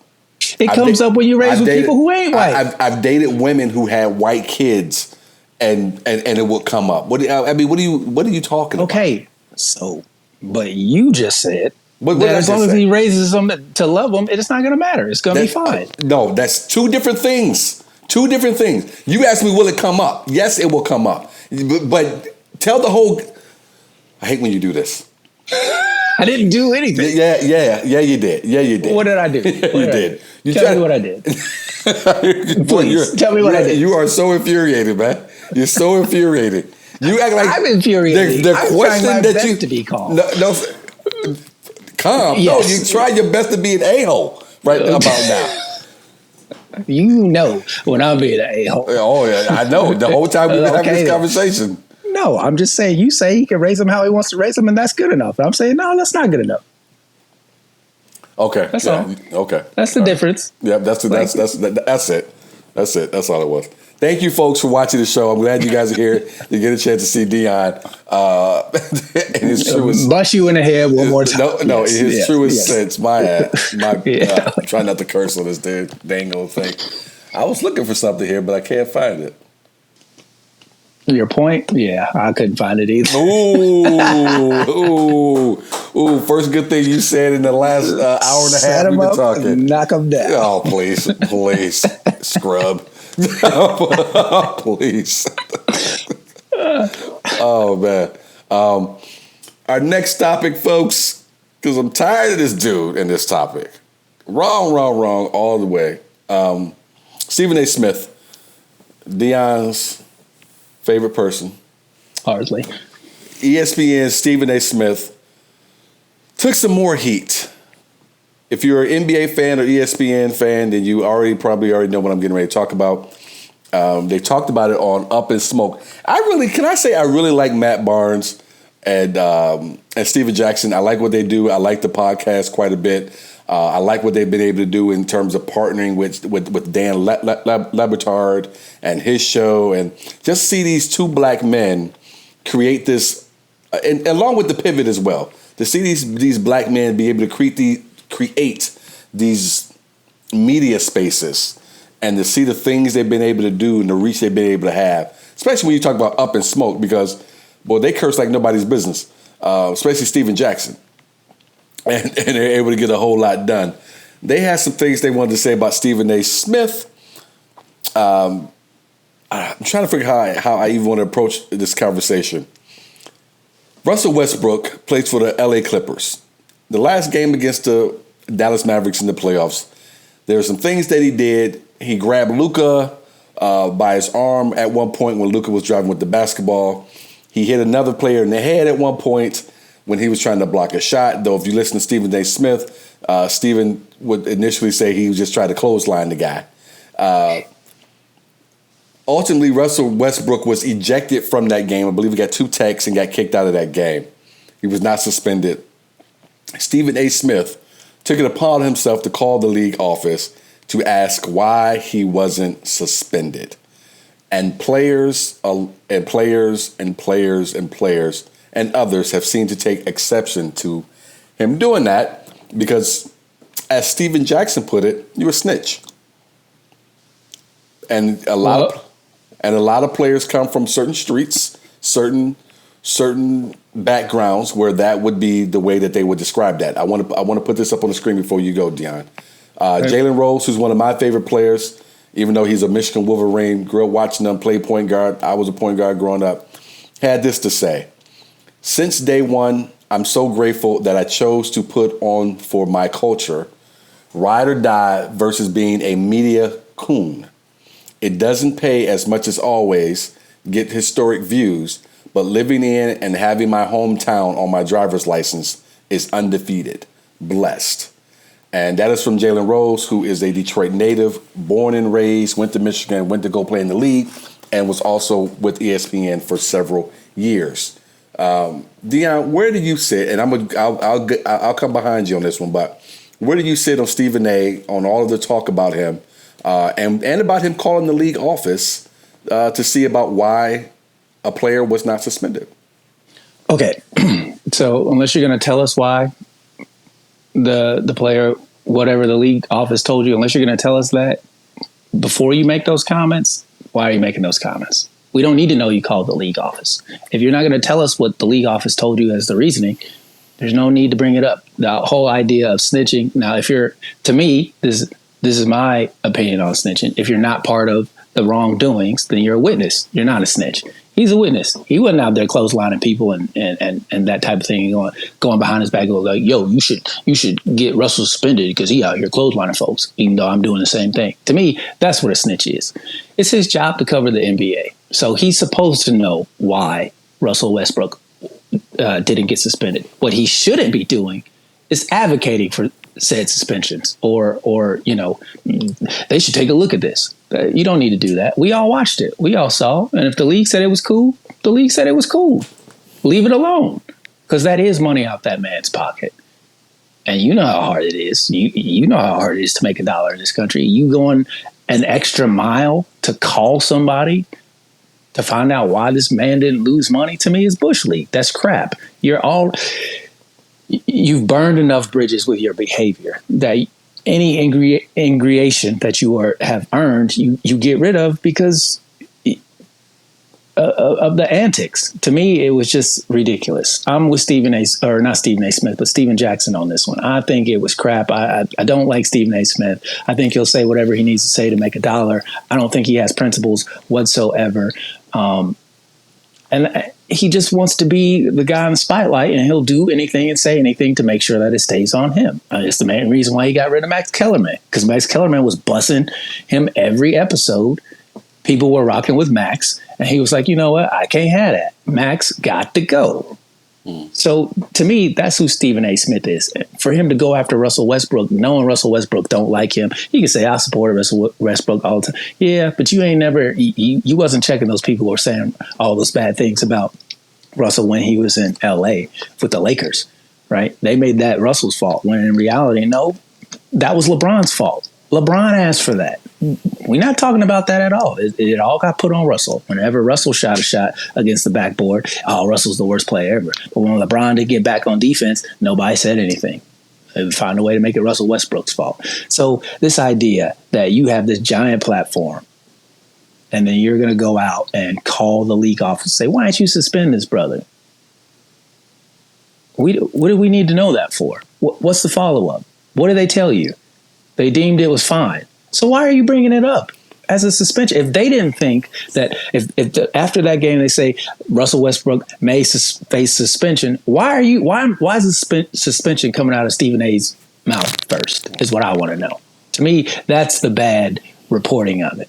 Because was it speculated by the league office that he was going to get suspended? Or did you put that out in the stratosphere as a media member? And that's what players have a problem with. It's like you create something out of nothing that makes them look bad, and they can't defend themselves because they don't have the same platform as you.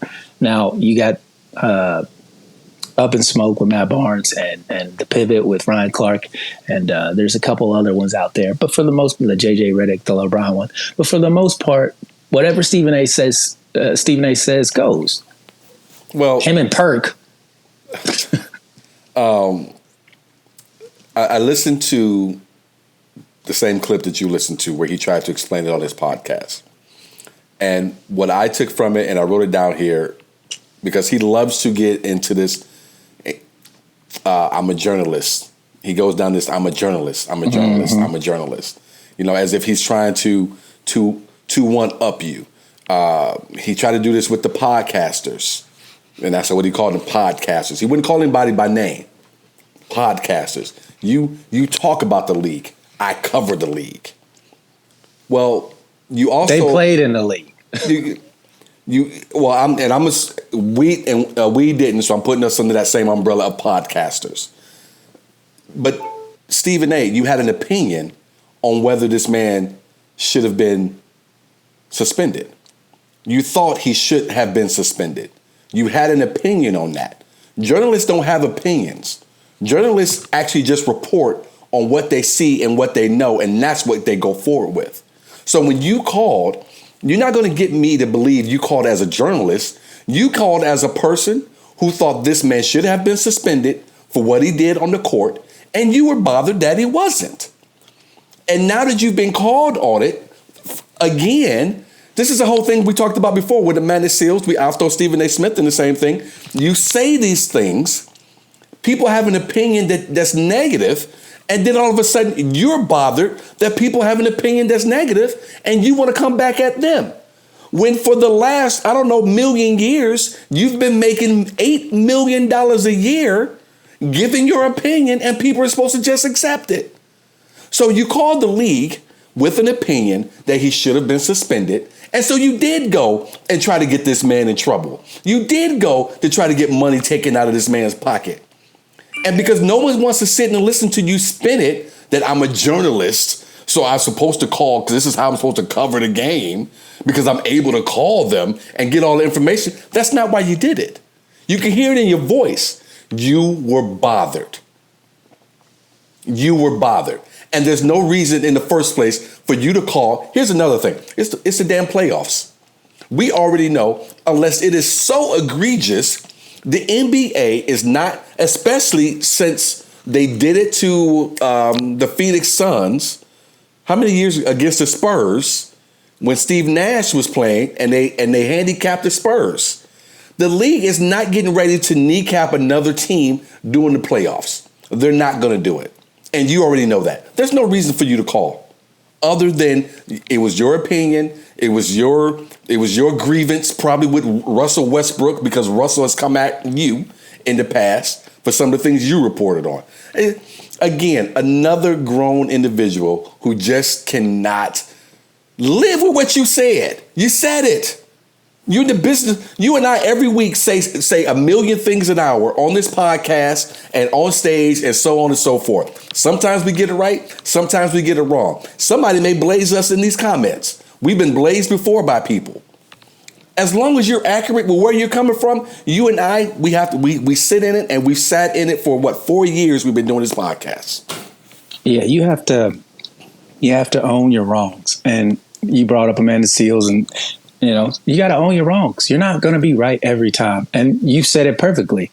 You went to the league office with your opinion on he should be suspended, not why did you suspend him? Why was he not suspended is what you said. 100.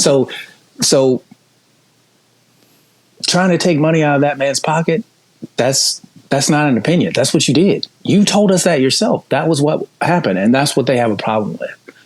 Again, if it's your job to report on the league, then report on the league. Tell me why they didn't suspend him and why you're okay with it. Mm-hmm. Don't tell me he should be suspended. I called him and they said, nah, that's it. Because what am I supposed to do with that information, Stephen A. Smith? You said something. You put yourself in that situation. Mm-hmm. And so when people push back on it, you can't be like, oh, I don't understand why y'all attacking me. This is my job. I cover the league. Y'all just watch the league. Y'all just talk about the league, but I cover the league. But you're covering it based off your not off your journalistic integrity, which is what you're supposed to do. He stopped being a journalist a long time ago. When he started getting those TV checks. A long time ago. You don't write any articles. You're not on staff at a paper. You're not a journalist. You're a talking head, sir. Yeah, a pundit is what he called himself. I'm all those things and a journalist. Well, you were a journalist. You're not anymore. And that's okay. My whole thing is just own what you did, bro. Steven Jackson said it perfectly. What you did was foul. You tried to take money out of a man's pocket, and you need to be held accountable for that. You need to apologize to Russell Wilson. Whether you do it publicly or not, I don't care. Or not Russell Wilson, but Russell Westbrook. You need to go and say, hey, Russ, I went with my opinion, not fact finding. And that was wrong of me. Because I should have gone with, well, what was the reasoning behind, okay, yeah, Russell Westbrook didn't get suspended because X, Y, and Z. Not my opinion is they should have thrown him out of the league, took a game check, and if it had been like that's not you covering the league, Stephen A. Smith. And that's you being a talking head for ESPN. And then he threw Joel Embiid under the bus. Yeah. You can't have it both ways. Maybe mind your business. Maybe don't call the league asking questions. Maybe mind your business. If he wasn't suspended, he wasn't. You already know why. The league is not going to handicap. You're going to take one of their star players off the court for a game, 2 games? I don't have a problem with him calling. I don't have a problem with him calling.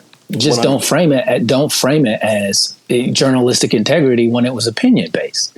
Because you didn't go on a fact finding mission. You went on to figure out why the perceived grievance that you thought wasn't punished. That's not what you're telling people on your shows. You're not saying, hey, I went for journalistic integrity. I went because I thought he should be suspended because I saw what Joel Embiid did. They didn't suspend Joel Embiid either. I think Stephen A. Smith probably needs to take a couple of weeks off. He got enough money. I'm gonna take a couple of weeks off. I'm gonna go sit on the beach and do something. I'll come back fresh and new. Best believe when the NBA playoffs are over, he will take a break because he don't know jack about baseball, and that's the only thing going. I was talking with a friend of mine today. We're talking about Stephen A. Smith before, independent of all of this. I really can see him not at ESPN if they don't renew his contract. Whenever it's up, I can completely see that happening. My buddy was saying, well, who do you think they were moving to that space? I said, Ryan Clark. I could 100% see them moving Ryan Clark into that seat and telling Stephen A. to kick rocks. I feel like Stephen A. may even see the sun setting because now he's doing stuff obviously like his podcast. Because you're a podcaster too, Steve, in case you didn't know. Also see him, or you see him doing stuff like Sean Hannity. You know, these guys all become O.J. Simpson after a certain point in time for some reason. All of a sudden, they no longer think I'm black, I'm O.J. And so whatever used to mean something to them or used to pertain to them, it doesn't anymore. So now I'll go do the Sean Hannity shows. I can go over here and do this. I can go do that because I'm now above so many of you and what you're going through each and every day. And I can say the things that I say. I really do see there's coming a time where he will not be on ESPN any longer. And I think he can feel the sun setting on that part of his career. Here's the thing that Stephen A. Smith needs to understand is that ESPN made him. He didn't make ESPN. He thinks he made his career, and he doesn't understand that ESPN made your career, bro. They let you do what you do to a wide, large audience. They don't need you. They can replace you in a heartbeat. You're not special. This idea that you can keep being wrong over and over and over and over again and somehow not face any... You're not Skip Bayless, bro. Skip has a protection. You don't have the protection. I hope you understand that once you burn that black bridge, you're not getting back across over here. They will shoot you out the sky and they will drown you in the water. Once you burn the bridge, you don't get to come back ever. There's not been one who went over there, cooned for a little bit, and then came back and was like, oh, yeah, he's cool. You can't name one black person who's ever done that. And Candace Owens is trying it now. And while there have been some black media spaces that have allowed her to come on, there's so many others are like, wait, what are y'all doing? She hasn't gained any followers from it. Right, that's what I'm saying. Because there's still so many black media spaces like, no, she can't come on here. And why would you let her on that show? And I love that you said that about Stephen A. Smith because they gave you the platform. And this is the other reason I say what I said about him. When they brought Pat McAfee on, they wanted because ESPN understands what this is now, at least from, where I see it, what I read and so on and so forth. This isn't about that they groom and bring up the talent anymore because everybody's coming to see them. No, we got to bring people in who can bring eyeballs with them now. And that's what Pat McAfee does. Stephen A., I don't know if he does that anymore. I don't know if there's any more eyeballs looking to see and hear what he's doing than there were a year ago, 2 years ago. Which is why he's doing what he's doing, to be the loudest voice in the room. He did it to Max Kellerman. I'm sure he has something to do with Ryan Clark's contract not being renewed. Because this is my own personal opinion. I think he saw the hotness that is Ryan Clark, the heat that he was getting, that when he was doing segments with Scott Van Pelt after Sunday night football games or whatever, that people were tuning in and that he was received positively. Don't think for a second that Stephen A. Smith wasn't jealous of that, because if you look at Stephen A. Smith, jealousy is written all over him. If he ain't the top dog, he is a hater. And Ryan Clark's contract did get renewed, by the way. Right, but there was a time where he thought it wouldn't. Yeah. It took a minute. And so you brought up, someone eventually replacing Stephen A. Smith. And I think he knows the writing is on the wall, which is why he's doing these outlets. There was zero reason for him to go on Sean Hannity whatsoever. There was zero positive benefit to him, his brand, or anything that he wanted to put forward. Yet he went on there anyway. And now this... Yeah, and you're right, because we talked about this earlier. People, their teams, and everything. Look, you pay your team to be your team. You pay these people to advise you, and hopefully, if you're smart, you hire the right people that you can listen to.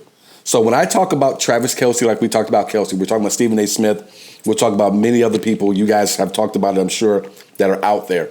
When I talk about these people in those teams, I'm not talking about you hired your mama, your daddy, and your uncle, and they just trying to give you the best advice that they can. You've hired legit people to put in position. And so I have to question you or your team or you're both with Stephen A., who, to your point, say, yeah, we should go do Sean Hannity. And the words that should come out of your mouth is that black people can relate to Trump because of the because of the felonies and so on and so forth. Who thought that was a good idea? Again, it's one of those things where Stephen A. Smith thinks he made ESPN and that it don't go without him. Regardless, like, you got to know who you are. And I don't think Stephen A. Smith realizes who he is to them. Bro, you're a check. You're a check. We don't care about you. The second the check isn't worth writing anymore, we're not going to write it. And they ain't going to back you, and they ain't going to care. And then you're going to be stuck out there with the Sean Hannitys of the world calling him, talking about, hey, bro, can I come on your show? He's like, I don't know you. We ain't friends. When have I seen you outside of that one time I needed you? And for the life of me, I can't understand someone as smart as Stephen A. Smith to not figure out before he went and even agreed to do that, that's the writing on the wall. You can't go over there and come back. Unless you go over there and you speak truth to power and tell them how it is and make them feel uncomfortable with that bull crap they believe, bro, they're just going to spray their stink on you. You're going to come back over here. We're going to say we don't like that smell, and you got to go. And then you're out there in Whitlock land by yourself. You made a great point, too, because I think we both, our points combined make this one point I think I'm going to make. It used to be a time where Stephen A. could say whatever he wanted, and he was the voice. And everybody went to that voice. Did you hear what Stephen said? Did you hear what Stephen said? Because there were no other voices. But now we have a ton of voices out here. And going back to where we kind of started, we have, and I'm using them because that's who we started with, you have Matt Barnes and Steven Jackson. You have Ryan Clark in the pivot along with Fred Taylor and what's the third? Channing Crowder. Crowder. You're not the. So not only that, when you do and say stupid stuff, now there are other voices. There's other faces that look like yours and ours to call you on your bullshit. And they have an equal or better product than you do. 100%. 100%. To me, that was the other thing that he benefited from. There was no other loud, boisterous, demonstrative voice out there. But now you can go get that any day of the week. He's been cloned, so to speak, and he hasn't evolved outside of what he brings. Like, you know what you're going to get with Stephen A. Smith every single day. He's going to yell. He's going to use words that he shouldn't use in the context in which he's using them to make it sound like he knows exactly what he's talking about. But he's really just giving you his opinion. He's going to quote his anonymous sources. I once had a conversation with Kevin Durant at a cocktail party. Kevin Durant's going to say, I ain't never talked to this mofo. So this idea that I think he still thinks is that don't nothing move without Stephen A. Smith. And I need him to know that they've been moving product behind your back for a while now. You ain't the only dealer in town, and your product hasn't kept up with the times. So if you're going to go into these spaces and get that stench on you and then try to come up back here with the same mealy mouth crap that you've been doing, well, we done passed that already. We don't need that anymore. Well, I will say this before we get out of here about Stephen A. Smith. There's few things sadder than being a dude who graduated from high school, but you still coming back to the parties wearing your varsity jacket, bro. Time has moved on. And I really feel like it's moved on without you. And your first big indicator should have been when they brought Pat McAfee in and let this man do his show in a tank top from wherever he wants to do it from. He doesn't have to even come into the studio. You know, it just goes to show you that he was a professional athlete who started his own thing with his own money. He wasn't taking their checks to do his job. You're taking their checks to do you can't do your job without them. Pat McAfee don't need ESPN. Ryan Clark don't need ESPN. Steven Jackson and Matt, they don't need, you are the only person in this scenario who needs the platform. And the only reason that you got there was because there was nobody else before that. Poor Stuart Scott, rest his soul. You think you would be as big as you are if he was still alive? No. That's what my brother Dave said earlier today. You know, Dave, that's what Dave said. Dave said if Stuart Scott was alive, Stephen A. Smith wouldn't even be anywhere close to where he's at right now. He's not. And you owe that man a debt of gratitude that you'll never repay. And you've squandered it because you've gotten bigger than the position. I think he needs to realize, bro, Dan Patrick did the same thing. Look, man, I'm just a guy at ESPN. I'm going to go build my own thing because I believe in what I'm doing. And people liked him. Stephen A., eventually he's going to go and do his own thing. And I'm sure there's going to be tons of people who like him and will, dilly-dally in his space. But to me, you can't say I'm a journalist and then give your opinions night in and night out just based off your seeing the same thing I see. Journalistically, you aren't giving me these opinions. You're not backing it up with the journalistic evidence that you went out and acquired. You're sitting in the same production meeting as all the other people on your show. They're doing all the research for you, and you're just spewing, oh, I read this, this is what I saw, blah, blah, blah, blah, blah. You ain't no different from me. You average 1.2 points a game. I average 0.4 points a game because I took 3 shots all year. So we're the same athletically. So now you're talking about journalistic integrity. You're not using any of it. Yeah, you're not using it. And I will say this too. I agree with Steven Jackson. He was snitching, and I'll put it this way: Stephen A. Smith saw something out on the streets. You know what? I think I'm gonna call the police and wanted to ask why they never come over here to arrest this dude. And so he was snitching, and you were looking to get this dude in trouble. And again, you had an opinion on it, bro. Don't act like you were a journalist. You wanted this dude in trouble for whatever reason, and then you threw Joel Embiid under the bus too. And he needs to understand that, bro. You're Stephen A. Smith. You don't have an NBA championship ring. The only reason you are who you are is because all these other people doing what they're doing. Don't forget that. That's what irritates me about him is he thinks he's above the folks that helped him get to where you can't journalize anything without these people doing. What would you be covering if they weren't playing the sport? You wouldn't be covering anything. So stop acting like you don't need them. Stop acting like you're better than them because, I work for ESPN and I'll sit in this shit. Like, so the hell what, bro? They went and played the game. They know what it takes to get to that level. You tried to get to that level and you didn't. Now, did you get to a nice level in the media space? Yeah, you're great at what you do. But at the same time, you got to own it, bro. And you trying to not own it in our faces is ridiculous. And Sean Hannity is further proof that you don't really know who you are. Because if you did, you would have said no. You don't need the money. Maybe you just need the spotlight because you don't need the bread. And so that's what I think. Again, I think he feels that sun setting on his ass over at ESPN. And he's trying to scramble and figure something else out. Thank you guys for watching the show. We appreciate you. A lot of fun. Deon, you've been wrong a lot today, man. But I love you, man. You're my brother. You'll always be my brother, whether you're right or wrong. And I've never seen you right. So I hope you feel okay about being wrong. As I like to always tell you, I hope you stub your toe. You're going to take a piss. I'm sleeping in my steel toes. Just to spite you. Deon over there sleeping in Wolverine boots. Gotta protect my footsies. That man's hating on my big toe. Hey guys, don't forget, follow us on social media. It helps us out immensely. We do appreciate it if you would. Subscribe to this channel. I got some other things that are coming, but you'll see us here each and every single week. If you don't know, Deon and I are two very, very funny comedians. So get out and see us when you can. I'm at Stand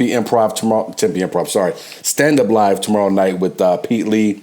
Deon will be out there supporting some of the up and comers I'll be doing shows. Indiana's Funniest. Okay, and also performers. So again, follow us. Check us out. Go ahead and hit that subscribe button before you get out of here. Everyone have yourselves a great week. Thank you for watching. We are the Master Debaters of Now That's Debatable, and we will see you. Have yourselves a good one. Peace.